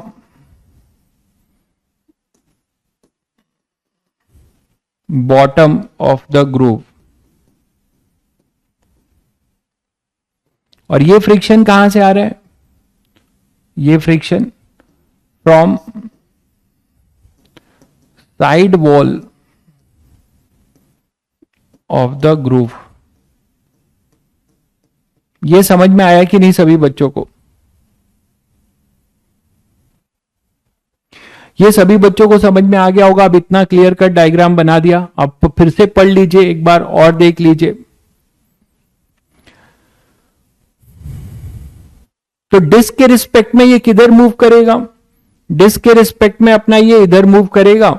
अच्छा, सूडो में भी मैंने थोड़ा गड़बड़ दिखाया है। सूडो के दो कंपोनेंट होंगे, सूडो जो होगा उसके दो कंपोनेंट होंगे। सूडो आप ऐसे बनाओगे ना, ये थीटा है, ये परपेंडिकुलर नहीं है, तो सूडो के भी दो कंपोनेंट होंगे। एक कंपोनेंट अपना इधर होगा हॉरिजॉन्टल डायरेक्शन में, जो इस इंक्लाइंड प्लेन के, देखिएगा ये जैसे सूडो यहां पे दे रहे हो, तो एक सूडो का जो कंपोनेंट होगा ये थीटा है, तो ये भी थीटा होगा, ये थीटा होगा तो ये भी थीटा होगा। तो एक सूडो का component along the inclined plane आएगा, ma cos थीटा, और एक इसके परपेंडिकुलर आएगा। तो जो परपेंडिकुलर वाला है, एक तरीके से मैंने वो दिखाया है अभी आपको, ये जो दिखाया है ये सूडो का परपेंडिकुलर कंपोनेंट दिखाया है। तो मैं यहां और इसको क्लियर कर दूं, ये अपने पास क्या हो जाएगा, ma cos थीटा, ये ma sin थीटा। ठीक है। और ये जो सूडो का कंपोनेंट है वो इस तरफ आएगा ma cos थीटा, और इसी कंपोनेंट ये क्लियर है सभी को। सूडो का ये जो सूडो आपने बनाया है ma का, इसके दो कंपोनेंट होंगे, एक perpendicular to the inclined plane और एक पैरेलल टू द ग्रुप। इसका रीजन क्लियर है सभी बच्चों को, क्यों? क्योंकि ग्रुप अपना खुद ही टिल्टेड है, ग्रुप अपना टिल्टेड है, ग्रुप डायमेट्रिकली नहीं है, ये समझो। अगर ग्रुप डायमेट्रिकली होता तब सूडो पूरा ऐसे लगता 90 डिग्री पे, है ना। सूडो कैसा लगता फिर 90, ग्रुप डायमेट्रिकली नहीं है, ये भी इन्होंने फंसाया है, ठीक है। तो अब जो है आपके सामने अब सारे फोर्सेस हैं, आपको कुछ नहीं करना है, आपको बस न्यूटन्स लॉ लगा देना है। तो न्यूटन्स लॉ जब आप लगाओगे नेट फोर्स इस डायरेक्शन में, पहले N इक्वल टू क्या होगा, N इक्वल टू mg है। फोर्सेस की वैल्यू लिख लो, F की वैल्यू क्या हो जाएगी, म्यू कितना दिया हुआ है आपको 2/3 सभी का, ठीक है। N कितना होगा, वो mg के बराबर होगा। तो F जो हो जाएगा वो आ जाएगा 2/3 इंटू 1 इंटू 10, मतलब 20/3। नाउ F डैश की बारी है, F डैश क्या लिखोगे, F डैश अपना होगा म्यू, म्यू मतलब 2/3 into n dash, n dash क्या होगा 2/3 into ma cos theta, ma sin theta, that is F dash आएगा 2/3 इंटू 1 इंटू a कितना दिया हुआ है 25 इंटू साइन थीटा, ये साइन थीटा की वैल्यू दे रखी है 3/5, तो 3 से 3 कैंसिल हुआ, 5 से ये 5, तो ये 10, ये 20 न्यूटन। तो F डैश आएगा 20 न्यूटन, ठीक है। 2/5 है, अच्छा 2/5 है, ओके 2/5 है, ठीक है ठीक है।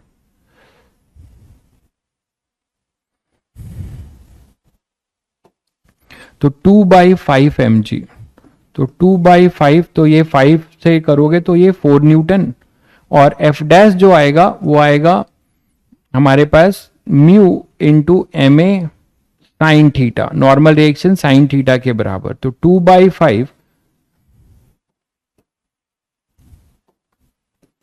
2/5 इंटू 1 इंटू a कितना दिया हुआ है 25, और साइन थीटा 3/5।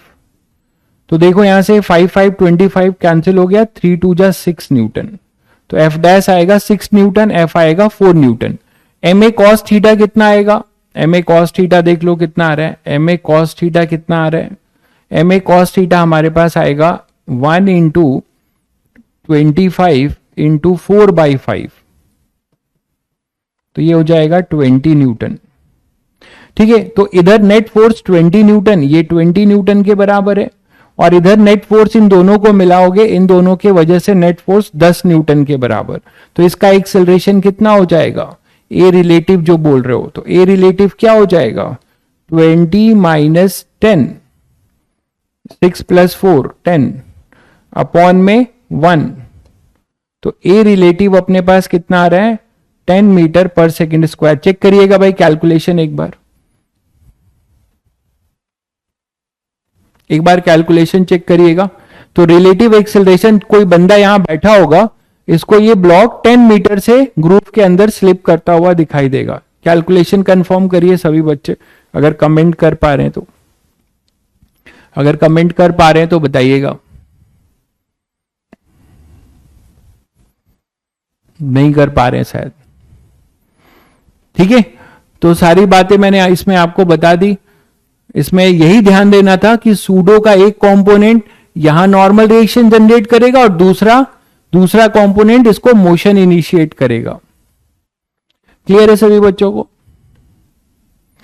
चलिए ठीक है, चलिए फिर कल मिलते हैं। अब आप लोग जो है जितना आपके लेवल पे है फोर्स मॉड्यूल का जो है ट्राई करिएगा, और SC वर्मा पूरा कंप्लीट कर लीजिएगा, फ्रिक्शन वाला भी, ठीक है। नेक्स्ट हमारा चैप्टर 12 ट्यूसडे को हम लेंगे, वो है अपना सर्कुलर मोशन, ठीक है। Circular motion is our next chapter, ठीक है।